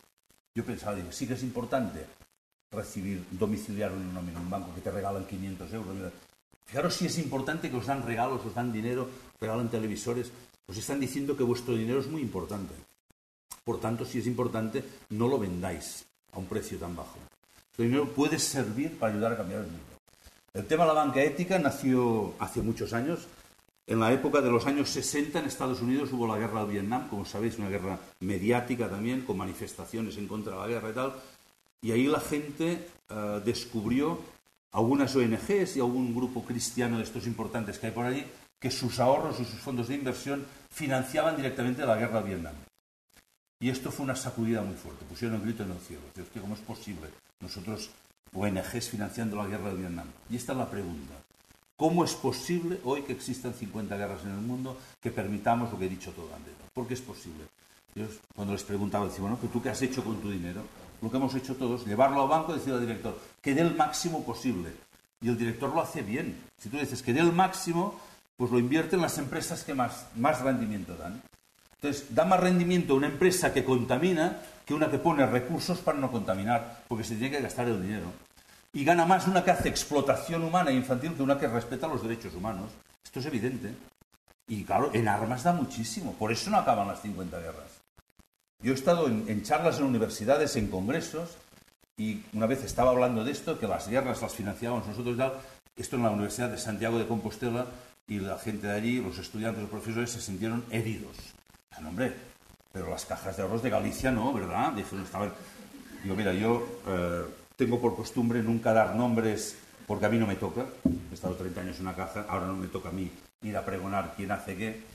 Pero habían ponentes de Justicia y Paz, de Ecologistas en Acción, bueno, de otras ONGs, ¿no? Y dijeron, ya vamos a contestar nosotros. Y sacaron documentación y dijeron, cajas de Galicia, pues miren, espera un momento, miren, tal y tal. Acaban de dar un crédito hace pocos meses de no sé cuántos millones de euros a una empresa muy importante que está en Vitoria, que fabrica armas. Antes hacía minas antipersona. Os aconsejo ver un libro de Gervasio Sánchez, que se llama, le dieron un premio a las fotos de lo que han provocado las minas en el mundo. Hay que verlo. Es insoportable, pero hay que ver ese libro y ver cómo hemos contribuido, porque España es uno de los países que más minas antipersona ha fabricado. España, que somos unos pobres, bueno, iba a decir desgraciados en economía, no tan desgraciados, pero tal. En el tema de armas estamos bien. Hemos subido en el lugar del ranking al lugar 7 de la venta de armas en el mundo. Esto hay que decirlo. Da igual que el gobierno sea de derechas que de izquierdas. Esto no lo para nadie. Entonces, fabricaban minas antipersona. Cuando las prohibieron, pasaron a fabricar bombas racimo. Si antes matábamos desde abajo, ahora no es legal, pues matamos desde arriba. Que de momento es legal, ¿no? Cuando prohíban las bombas racimo, pues haremos bombas laterales, o yo qué sé lo que haremos. Entonces, bueno, dieron un crédito de X millones de euros a esta empresa para la guerra de Sierra Leona, concretamente. Un crédito a devolver en 5 años. Y decía la gente de Justicia y Paz, daros cuenta que en Sierra Leona, por lo menos, la guerra va a durar 5 años más. Podéis imaginaros qué desastre económico que mañana firmarán la paz. ¿Qué hacemos con las armas? ¿Cómo devolvemos el crédito? Hay que mantener la guerra como sea. Es un tema de negocio. Igual que en Estados Unidos. ¿Sabéis lo que da el negocio de las armas en Estados Unidos? Por eso, en plena guerra con Saddam Hussein, George Bush y Tony Blair le seguían vendiendo armas a Saddam Hussein. Porque una cosa es la guerra y la otra son los negocios. No mezclemos. Es así, es real. Entonces, claro, en Estados Unidos, cuando vieron esto con la guerra del Vietnam, la gente dijo, esto no puede ser. Y nació el concepto de banca ética, con gente que dice, mira, esto yo no puedo permitir, por mis principios, por mis valores, por mis ideas, por mis creencias, que mi dinero sirva para según qué cosas. Hay que crear un tipo de banca que sí, que invierta el dinero, que tengas beneficio, pero el beneficio no puede ser el objetivo de un banco, ni puede ser el objetivo de una empresa. El beneficio, en cualquier caso, será el resultado. El objetivo es, ¿tú qué quieres hacer? Hazlo bien y crearás riqueza. Y el beneficio te indicará que lo has hecho bien. Pero cuando pones el beneficio como objetivo, nada importa. ¿Qué más da? ¿Por qué voy a pagar un salario digno a un trabajador si con cualquier patera que ha llegado, bueno, ahora ya ni llegan ya las pateras, pero me encontraré a alguien que lo hará por mitad de precio? ¿Por qué voy a pagar 1.200 euros si por 700 seguro que encuentro a alguien? Es el mercado. Y hemos creado un modelo que es insoportable. No podemos seguir trabajando así. No lo vamos a cambiar de golpe. Por eso va a ser tan difícil salir de la crisis. Porque es un cambio de cultura. Un cambio de responsabilidad individual. Es decir, yo tengo que empezar a comportarme en el mundo de otra manera. Y si soy empresario, voy a pagar salarios dignos. ¿O es que ganaré menos? Es igual, tampoco, probablemente tampoco lo necesites. En 30 y pico años he conocido miles de clientes muy ricos. No son felices. También se mueren con el saldo de la cuenta a tope. se toman pastillas tranquilizantes, tienen que ir al psicólogo o al coach o al no sé qué, porque su vida no tiene sentido. Es decir, unos de este dinero que circula, que tendría que llegar a todos, absorben la parte que tocaría a otros, los otros se mueren de hambre y a ellos esto no les hace feliz. Hay que cambiar el paradigma de todo esto, en el consumo y en el ahorro. Y en el ahorro hay una potencia fortísima, es un concepto revolucionario, el concepto de banca ética, porque la banca, como decía antes, mueve cientos de miles de millones. Hasta ahora solo se ha competido por tipo de interés. Cuando pase, como ahora nos está pasando a nosotros, en Triodos Bank estamos creciendo muchísimo y viene gente a traer cantidades importantes. A mí me han abierto una cuenta con 3 millones de euros un 15 de diciembre, sacadas de un banco muy importante. Un director de un banco que le sacan 3 millones el 15 de diciembre se quiere pegar un tiro, porque le hunde el ejercicio. Le dijeron, dime que te pagan, que yo te pago un 2% más. Dijo, no, si no se lo van a pagar, seguro que me pagan menos. Pero voy por un tema de ética y de responsabilidad. Claro, todo dijo, no, ahí ya no tengo armas, no tengo defensa. Ante la conciencia no tengo defensa. Y esto es lo que pasa hoy. Entonces podemos seguir compitiendo en precio o podemos empezar a competir en ética y en valores y cambiar el modelo social. Y esto depende de nosotros. Y cuando alguien me dice, oye, este es un soñador, esto es una utopía, que es lo que diráis muchos o lo pensaréis, es lo que me dijeron cuando dejé mi profesión en la Caja de Ahorros después de 30 años para venir a Triodos Bank. Mis amigos me decían, bueno, unos se pensaban que me había vuelto loco, que me había metido en alguna secta rara. Me llamaban preocupados, pero Joan, no te vuelvas. Pero si te van a prejubilar y puedes vivir sin trabajar, tonto. Pues yo no quiero vivir sin trabajar. Me han dado la oportunidad por primera vez en la vida de hacer algo que tiene sentido para mí. Entonces, no lo entendía, ¿no? Es que esto es lo que tal. Pero, segunda frase, eres un soñador. ¿Tú te crees que vas a cambiar el mundo? El mundo no se puede cambiar. Claro, ¿qué significa esta frase? Esta frase es un reflejo de un problema que tenemos hoy en el mundo. No sé cómo vamos de tiempo, mal, ¿no? Voy abreviando ya acabo. Pero os tengo que contar esta anécdota porque hay que avisar, porque sabéis que es una época que hablan de epidemias, y nos han hablado de la gripe aviar, del virus de la gripe A y no sé qué, y hay epidemias muy contagiosas. Actualmente hay una que es la más contagiosa y es casi una pandemia. Y la reconoceréis, la tengo que avisar, es la pandemia de la asquerosis múltiple. La vais a reconocer porque cuando a alguien le afecta es muy contagiosa, hay que vigilar. Reconoceréis a los afectados porque se les hace una mueca, así, y cuando dices algo bueno, interesante, dices, oye, vamos a hacer esto, algo positivo, algo bueno en el mundo y tal, dicen, no vale la pena, no lo vas a conseguir, y se queda la cara así y se va contagiando. Y cada vez hay más gente que, esto no lo entiende. Y esto es contagioso. Se está extendiendo este desánimo, este contagio de que nada vale la pena, nada se puede cambiar. Digo, pues mira, no es cierto. Lo bueno también se contagia. Esta es mi experiencia en los últimos 4 años. Cuando uno decide cambiar él, solo cambia si cuando cambia uno mismo y es coherente, descubres que empiezas a tener influencia en tu entorno y empiezas a contagiar otro tipo de epidemia de entusiasmo, de coraje, de ética, de valor. Esas cosas antiguas que se habían perdido se pueden recuperar y se contagian. Esta es mi experiencia y esta es mi llamada a la gente. Es decir, primera, cambio personal. Segunda, a extender la epidemia. Hay que crear una epidemia de ética y de entusiasmo y de coraje para cambiar esto. No nos podemos dejar arrastrar por este desánimo, por esta esclerosis múltiple que decía, de que todo, no lo conseguirás. Siempre que hay una buena idea, alguien se empeña en decir que no lo vas a conseguir. Yo me acuerdo, había un libro que se hizo famoso, La conjura de los necios, que en la portada ponía una frase, decía, cuando sale un genio, enseguida se le reconoce porque todos los necios se confabulan contra él. Y lo mismo pasa con las buenas ideas. Cuando sale una buena idea, hay un montón de gente que lo importante es hundir esa idea, sobre todo para que no me obliguen a cambiar y yo pueda seguir como estaba. Y esto ya no cuela, ya no toca en esta época. Ahora es época de cambio. También os propongo como cuarta propuesta, o quinta, os he hablado de la donación consciente y libre, mi quinta propuesta y última, para ir acabando, es la banca ética. No permitáis que con vuestro dinero en el mundo se hagan cosas en contra de vuestros principios. O, dicho al revés, buscad cómo vuestro dinero, mientras no lo utilizáis, puede ser un instrumento de transformación del mundo, porque esto es posible. Y ahora sí acabo. Me gusta acabar siempre con algún tipo de poema, alguna frase. Como no he traído ninguno escrito para leer, cito uno muy breve de un poeta catalán que murió hace pocos años, que me gustaba mucho, se llama Miguel Martí Pol, y decía, referente a todo esto, que todo está por hacer y todo es posible todavía. ¿Quién, sino todos? Yo os animo que os apuntéis a esta reflexión y este cambio personal. Gracias.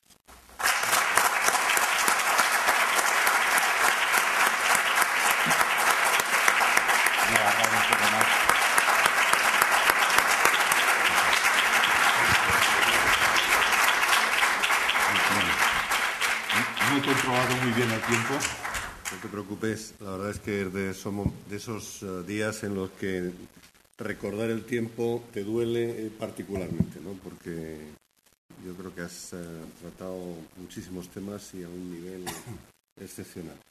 Normalmente tenemos un hueco para hacer unas preguntas y ese hueco quizá es ahora más pequeño, pero yo os animo a que preguntéis algo a Joan.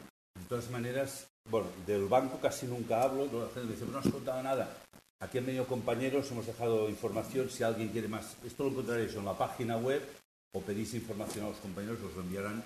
Pero el rato que teníamos yo prefería hacer una reflexión más filosófica, los detalles de un banco, pues esto lo podemos explicar ahora, luego lo pedís y ya está. A mí me gustaría saber cómo te puedes enterar de en qué invierten los bancos. No lo vas a saber. No se puede saber porque si lo preguntas, yo por ejemplo durante 30 años que estuve en la caja yo mismo no lo sabía. Yo sabía la parte más visible, ¿no? Entonces, mientras no exista una ley de transparencia, nosotros por ejemplo, voluntariamente, porque la ética puede ser una decisión, mucha gente va a decir, pues que saquen leyes para controlar a los bancos. Pero ¿por qué necesitamos la ley que nos obligue? Si lo podemos hacer desde la libertad, ¿no? Es que a mí me preocupa el tema de los controles, porque cada vez hay más controles. Y hay una frase que de vez en cuando aparece, a mí me da un cierto temor, que es el nuevo orden mundial. No sé si un G20, un G30, un G40, que organicen el mundo y nos digan lo que tenemos que hacer y cómo nos tenemos que comportar. Y me gustaría una sociedad libre en que nos comportemos bien, porque desde la libertad lo estamos haciendo, ¿no? Entonces nosotros hemos decidido todo aquello que hacemos con el dinero, todo lo que invertimos, lo publicamos o en una revista trimestral que os hemos dejado por aquí, que puede recibir quien quiera, aunque no sean clientes, o en la página web, que allí pone ¿a quién financiamos? Y está clasificado en 3 sectores, ¿verdad? Pone en el área de la cultura, que son los 3 que financiamos, cultura, ecología y proyectos sociales. Pero no obliga a la ley. Con lo cual, si tú vas a una entidad, la entidad o te dirá algo, lo que le guste, o te dirá que no lo sabe. Entonces, no lo puedes averiguar, no lo sabes. Hombre, en algunos fondos de inversión puedes ver que... Pero hay otras cosas que no lo sabrás. Si han dejado dinero a una empresa que está contaminando, pues que esto no lo sabrás. No hay la lista. No se puede saber. Y luego, yo, por ejemplo, si pienso que compro, si lo necesito, y a quién compro, etcétera, etcétera. Pero yo creo que no me hace falta. Pero hay muchísimas veces que voy a mirar, por ejemplo, con la ropa, y es imposible saber dónde está hecho. Y además ya hay toda una sofisticación, pensado en Europa, no sé qué, pero no te ponen exactamente dónde está fabricado. Y eso sí que se podría legislar. Sí. De hecho, creo que en principio están obligados a decir dónde está fabricado, pero sin embargo se comprueba que no es así. Incluso en tiendas de estas que vienen de Suecia, de no sé dónde, les digo, precioso, porque eso es lo que hacéis, pero ¿dónde está esto? No tienen ni idea el propietario de la tienda. Y luego hay un problema, porque hoy en día, aunque yo esté consciente y sea consciente de ello, es que todo está hecho fuera, todo. Pero entonces ya digo, ¿de qué manera se han trabajado niños, se han respetado los mismos? Nadie lo sabe. Y yo tampoco como compradora. En el tema textil es muy complicado. Empiezan ahora a existir certificadoras del tema ecológico y el tema de comercio justo, pero realmente es difícil, ¿no? En el tema de la alimentación es más fácil porque hay empresas certificadoras y para mí la primera ecología es que es preferible comer manzanas de aquí que no que te las traigan. La gente dice, hombre, pues qué pobre gente, entonces les ayudamos. No, porque los que exportan son los que se forran y la gente allí vive en condiciones miserables. Entonces, en el tema alimentación es más fácil controlar el tema este. En el tema textil se están empezando, hay campañas, hay entidades como por ejemplo SETEM, creo que Intermón y otras, que hacen la campaña Ropa Limpia, investigan, pero hacen falta muchos recursos. Porque antes investigaban a las compañías, pero ahora las compañías subcontratan a otras compañías que subcontratan a otras y la que hace explotación infantil es la última. Y como no tengas muchos recursos para investigar, te pierdes en el camino, ¿no? Entonces, es complejo, es difícil. Hay revistas que informan de cosas, por ejemplo, hay una revista que se llama Opciones, que está por internet. Ahora me han dicho que ha salido otra, pero no me acuerdo el nombre. Es complicado. Es complicado en el tema textil, en el tema que os decía madera, sí que pues hay madera certificada FSC. O sea, no es fácil. Lo que he propuesto es una propuesta de inicio de cambio. O sea, no puede pasar uno del negro al blanco porque es imposible. Y además, si quieres ser talibán, te desesperas porque además te descubres en tus propias contradicciones. O sea que es una voluntad de cambio, ¿no? Claro. Pero en la alimentación ecológica es donde es más fácil. En el textil y tal es complicado. Hay que... Solo la última pregunta y también como banco, periodos de la política de empresa, de empleados y tal, se supone que también es va en torno a todos estos valores que hemos hablado, ¿no? Nosotros sí. Pretendemos que la política al menos sea diferente. A la gente cuando me pregunta que cómo hacemos, digo, no me preguntes a mí, que soy un directivo, entra en la oficina cuando yo no estoy, yo estaba en la oficina de Barcelona antes, ahora no, ahora estoy dando vueltas, ahora he dejado de ser catalán para ser universal, pero decía, entra un día que no esté y pregunta a los empleados cómo se encuentran, porque yo no te puedo contestar, ¿no? En cuanto a salarios, nosotros publicamos no lo que cobra cada uno, porque esto no se puede decir, cada uno tiene derecho a la confidencialidad, pero publicamos la diferencia entre el salario más alto y el más bajo. Que en banca está, te cuento, no sé, ya quitando los que cobran millones, entre cargos normales y de entrada están 70 y pico, me parece la diferencia. Y nosotros no sé si estamos entre el presidente y el que acaba de entrar de auxiliar de entrada, creo que hay una diferencia entre 6 o 7. O sea que ahí se mira esto, ¿no? Y se intenta, pero probablemente igual algún empleado te diría, pues no, porque a mí me tratan mal. Hombre, espero que no, pero... y procuramos que la política sea en coherencia con eso que estamos diciendo. Más que procurar. O sea, los que hemos venido al banco hemos venido por vocación. Si uno no deja 30 años de profesión a punto de jubilarse, si no es para una cosa, y como yo, son los demás. Entonces, intentamos. Se puede siempre mejorar, ¿eh? Seguro que alguien diría, pues han hecho este fallo o el otro. Yo que tengo la costumbre antes de dormir de repasar lo que he hecho durante el día, me fastidia mucho cada día ver que los defectos pasan días y no los cambio, ¿sabes? Entonces, relaciones humanas son errores, pero la voluntad es esto. Es decir, en la empresa, o sea, el banco cuando se creó, y esto suena cuando la gente dice, no me lo creo, bueno, se creó con el objetivo de ser un instrumento de transformación social. Es decir, la misión del banco es contribuir, desde el mundo financiero, contribuir a un cambio de la sociedad. Para eso se creó el banco. Y la gente que entra, cuando la selección de personal que hacemos, se mira ante todo el tema de los valores, la vocación. A mí me da igual que uno tenga 5 másters y 4, todo da igual. Lo que queremos es, hombre, gente con experiencia en banca, pero con corazón o con valores, o llámale como quieras, ¿no? Entonces, me gustaría pensar que los empleados están todos muy contentos. Siempre, seguro, somos ya 90 o 90 y pico, seguro que encontrarás a uno que no está tan contento, probablemente, ¿no? Además tenemos que trabajar mucho y tal, pero yo creo que te contestarían bien, me gustaría pensar. ¿Alguna cosa más? Para de ellas. Has hablado de que la clave para este cambio es la conciencia, principalmente, ¿no? ¿Podrías dar algunas claves en este sentido, aunque sean personales, como lo que has dicho, que al final del día ahora sí. mismo pasas? Antes lo he dicho, pasa que en según qué ámbitos me extiendo más en este tema, pero ya que lo preguntas, yo lo he citado. O sea, para mí es fundamental dedicar una parte del día al trabajo interior. O sea, esto es fundamental. Mucha gente lo está haciendo. O sea, yo cuando ahora en conferencias digo que yo por la mañana me levanto y dedico un rato a meditación y luego a estudio de temas filosóficos, espirituales, cuando acabo la conferencia me vienen diciendo, yo también. Que no les oiga a nadie, ¿no? Entonces te digo, a ver si ya salimos del armario con la espiritualidad. Porque, ¿por qué tanta vergüenza si todo el mundo lo está haciendo? Y si no lo hacen, lo están buscando. Porque es inherente al ser humano. Entonces, dedica un tiempo simplemente... Es que todo te llama hacia afuera. Cuando creas un espacio de silencio, la invitación es a mirar hacia adentro. Lo que pasa es que cuando uno hace tiempo que no lo hace, el primer momento es terrorífico, porque cuando miras hacia adentro lo que encuentras es un vacío. Y no siempre se aguanta esto. Entonces hay que tener el coraje de aguantarlo, ayudarse.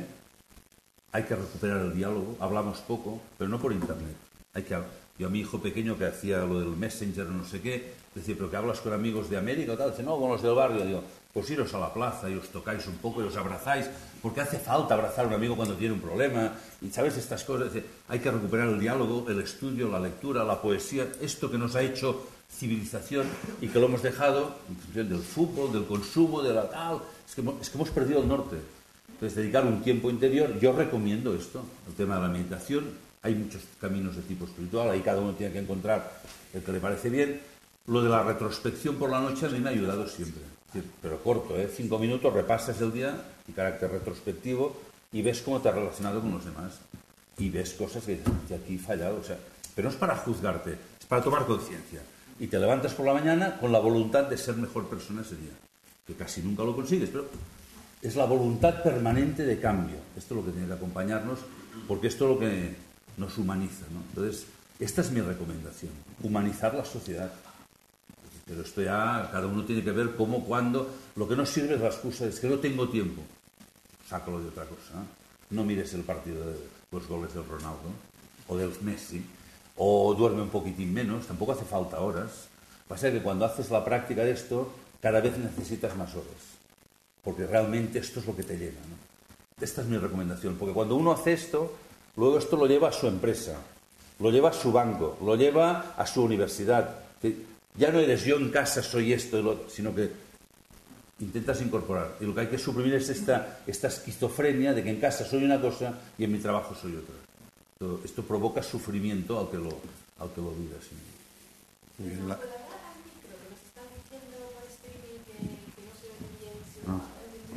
Perdón. Es que se está... Por stream, ¿qué es esto? Stream es el directo. Se está retransmitiendo. Es el directo que tenemos. ¿sí? Por la web, sí. Es que lo están viendo aquí unas cuantas personas también desde casa.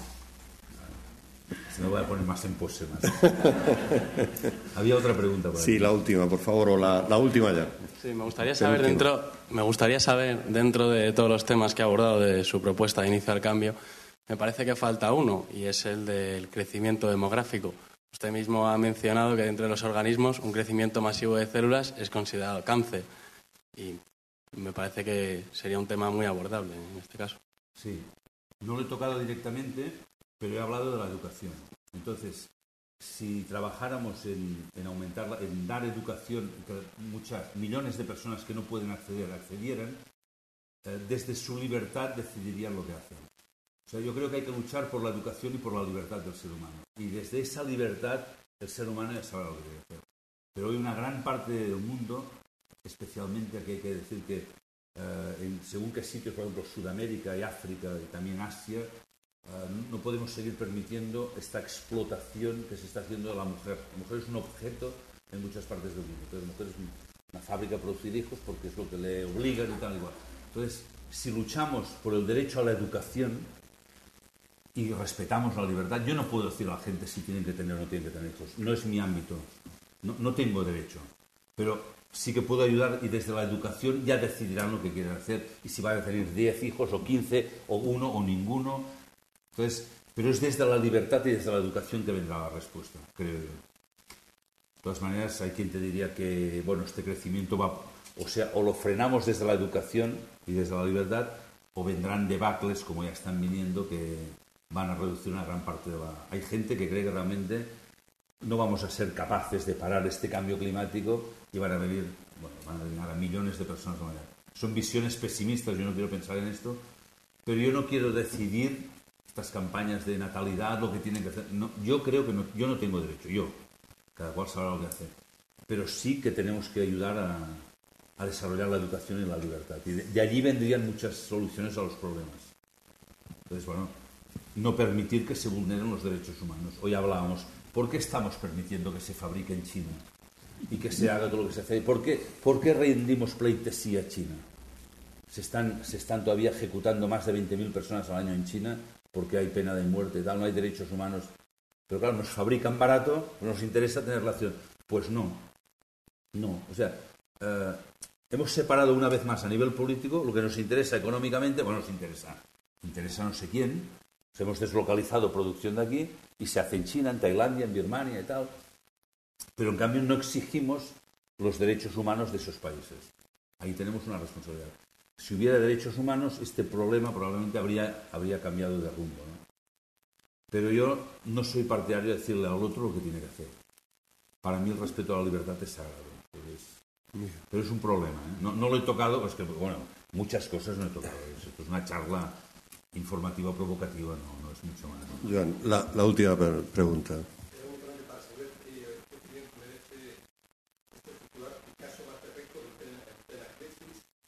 Millones de dólares por un cuadro. Bueno, esto pone un poco en evidencia, para mí a veces yo hablaba del arte, de la cultura, para mí no es esto es la mercantilización del arte, ¿eh? Un poco esto, o que se pague no sé cuánto por un futbolista, o, por ejemplo, en Barcelona hay un proyecto de remodelar el campo del Barça que vale 300 millones de euros para que unas cuantas personas más se sienten, o hay una entidad que va a dar 300 millones de euros para financiar una esto de Fórmula 1, va en el mismo paquete. Tantos millones de Picasso, tal. La pregunta es en dónde tenemos los valores. Este es el tema. Es que forma parte de lo mismo. O sea, me da pena, porque cuando ves la globalidad, lo decía antes, para mí, ya sé que es muy tarde, pero para mí la imagen orgánica que decía del cuerpo humano, para que hagáis una idea de lo que estaba diciendo, en el cuerpo humano hay un órgano que es el corazón. El corazón, a pesar de que cuando era pequeño en el colegio me decían, el corazón es una bomba aspirante impelente, me decían. Es una definición asquerosa esta definición. Una bomba aspirante impelente. Es que ya es feo. O sea, ya se ve que no puede ser cierto porque es feo, ¿no? Entonces, no es ninguna bomba. Una bomba es una cosa mecánica. El corazón, cuando le llega la sangre venosa, que ha pasado por todo el cuerpo, ha pasado por todas las células, llega a un punto, curiosamente, en la entrada de la sangre, la cavidad la llaman aurícula, que es casual, porque aurícula viene de auricular, viene de oreja. ¿Por qué le llaman aurícula a una cavidad del corazón? Porque el corazón escucha la información que lleva la sangre. Y en función de esa información de todo el cuerpo, luego pasa a los pulmones, coge más o menos oxígeno en función de esa información y luego lo envía otra vez al cuerpo, pero no como una bomba. No, una bomba sería siempre igual mecánico. Y el corazón envía a cada célula del cuerpo lo que necesita. Porque cuando tú estás estudiando te envía mucha sangre oxigenada al cerebro. Y cuando haces la digestión va más sangre al aparato digestivo. Y cuando estás corriendo por la calle va a las piernas. El corazón tiene la visión global del cuerpo y reparte la sangre oxigenada, que es la vida, en función de las necesidades. Bueno, pues lo que es la sangre en el cuerpo es el dinero en el organismo asociado. Y los bancos tendrían la misión de hacer de corazón, imagínate cuán lejos estamos, y detectar dónde tiene que circular esta sangre. Ir circulando para que llegara a todas las células para que tuvieran vida. Porque si en el cuerpo la sangre no llega a todas las células, se cangrena y se mueren. Entonces, lo que está pasando en esta sociedad, un grupo de sangre, de dinero, se acumula en grandes bolsas y otro sitio no llega. Ya no digo solo dar, por lo menos hacerlo circular. Entonces, cuando ves que para un cuadro pueden llegar 100 millones de euros, para un no sé qué de fútbol, no sé cuánto y tal, me da un sentimiento más que de tristeza, es de dolor. Porque no nos damos cuenta que una parte de nosotros está muriendo por esto. Pasa que no tenemos esta conciencia. Si a uno de nosotros se le estuviera cangrenando un pie, no diría, bueno, no es el pie. No, es tu pie, eres tú. Cuando se está muriendo otro ser humano, todavía no tenemos esa conciencia que algo nuestro se está muriendo. Y no es poesía esto que digo. Y además, cuando uno conoce las leyes universales o las empiezas a intuir, todo aquello que no tomas por conciencia te va a venir por otro lado. Hay unas leyes universales de compensación. Han hablado de ellas todas las religiones y uno creerá o no creerá. Pero la vida tarde o temprano, a veces es muy tarde, te va a pasar una factura, pero no como un castigo, sino para que te des cuenta que esto que haces es un error. Entonces, para mí, gastar 100 millones de euros en un cuadro, sea Picasso, sea quien sea, es un profundo error. O sea, el arte no debería mercantilizarse de esta manera. Y el dinero, en este momento, es más necesario que vaya a otras cosas. Pero repito, coger cualquier ejemplo de cada día. Un chaval, mi hijo pequeño jugaba fútbol, hasta que se rompió el pie, jugaba con estos cadetes de un equipo y tal, y habían chavales de 16 años que estaban ganando en esa época 3 millones de pesetas al mes. Te hablo hace años. ¿El fútbol? ¿Qué mueve el fútbol? Jugadores de tercera división, digo fútbol por decir algo, o el baloncesto, no sé qué, tal. Entonces, cuando miras todo esto, es decir, ¿hay pobreza en el mundo? No, es la época de más riqueza económica de la historia de la humanidad. Nunca ha habido tanto dinero en el mundo como ahora. O sea, no hay pobreza. Hay un error en la distribución de la riqueza. Este es el problema. Entonces, para mí esto solo es un símbolo de este error. El que ha comprado el cuadro no será más feliz por tenerlo colgado en su habitación. ¿Sabes? Yo creo que tenemos... Sí, hay una última pregunta, si puede ser, que nos la hacen por Twitter. Bueno, el streaming lo estamos emitiendo y luego también hay gente siguiéndonos en Twitter. Y bueno... es español. Bueno, entonces pregunta un usuario, periodismo humano, si Internet permite también a los bancos ser tecnológicamente independientes y buscar sus propios canales de clientes. Bueno, Internet, yo antes lo decía, Internet abre muchas posibilidades, ¿no? También para lo malo y para lo bueno. Nosotros utilizamos muchísimo Internet porque todavía tenemos una red de oficinas, tenemos ahora 6 oficinas, vamos a abrir 3 más, Nosotros sin Internet no podríamos tener un crecimiento, por lo tanto nos permite esta difusión, también difusión de la conciencia, ¿no? Es curioso, se nos ocurrió, bueno, a mí no, a los responsables de comunicación del banco, hacer esto de Facebook, que todavía no he entrado nunca, pero me han dicho que está muy bien. Y bueno, desde mediados de diciembre ahora tenemos ya más de 8.000 fans de Trio 2 Bank, ¿no? 8.000 fans de un banco en época de crisis bancaria. Esto tenía que salir en el Guinness, ¿no? Entonces, esto la respuesta es decir, a nosotros el Internet o todas estas redes modernas, yo creo que ahí vamos a tener una gran fuerza porque, bueno, por desgracia, en prensa no todo es libertad. Habría que preguntar también quiénes son los dueños de la prensa y yo he visto como algunas noticias se filtran, ¿no? Y no se dejan salir. Por ejemplo, el año pasado Financial Times nos concedió el premio de ser el mejor banco del mundo en sostenibilidad. Y esto es una noticia porque hay muchas entidades que pugnan por esto, ¿no? Yo pasé la noticia a unos periodistas amigos de algunos periódicos que tampoco hace falta decir. Y al cabo de unos días me dijeron, no nos dejan sacar la noticia. Pasa que le dijeron, no nos dejamos sacar. Esto no es un tema de interés. Pero, entonces, en este sentido, de momento todavía Internet permite que la gente por estos canales de Facebook, Twitter y todo esto que se también circula mucha porquería, pero también lo bueno puede crear, ¿no? Entonces, yo prefiero el encuentro humano, pero no siempre es posible. Entonces, en este sentido, Internet ayuda a complementar esta comunicación, ¿no? Muy bien. ¿Alguna cosa más, Leila? Nada más. Bueno, yo por mi parte la verdad es que me estaría sinceramente más tiempo. Yo creo que los temas lo merecen. Y yo tengo aquí anotadas palabras que no suelen sonar en estas escuelas de negocio.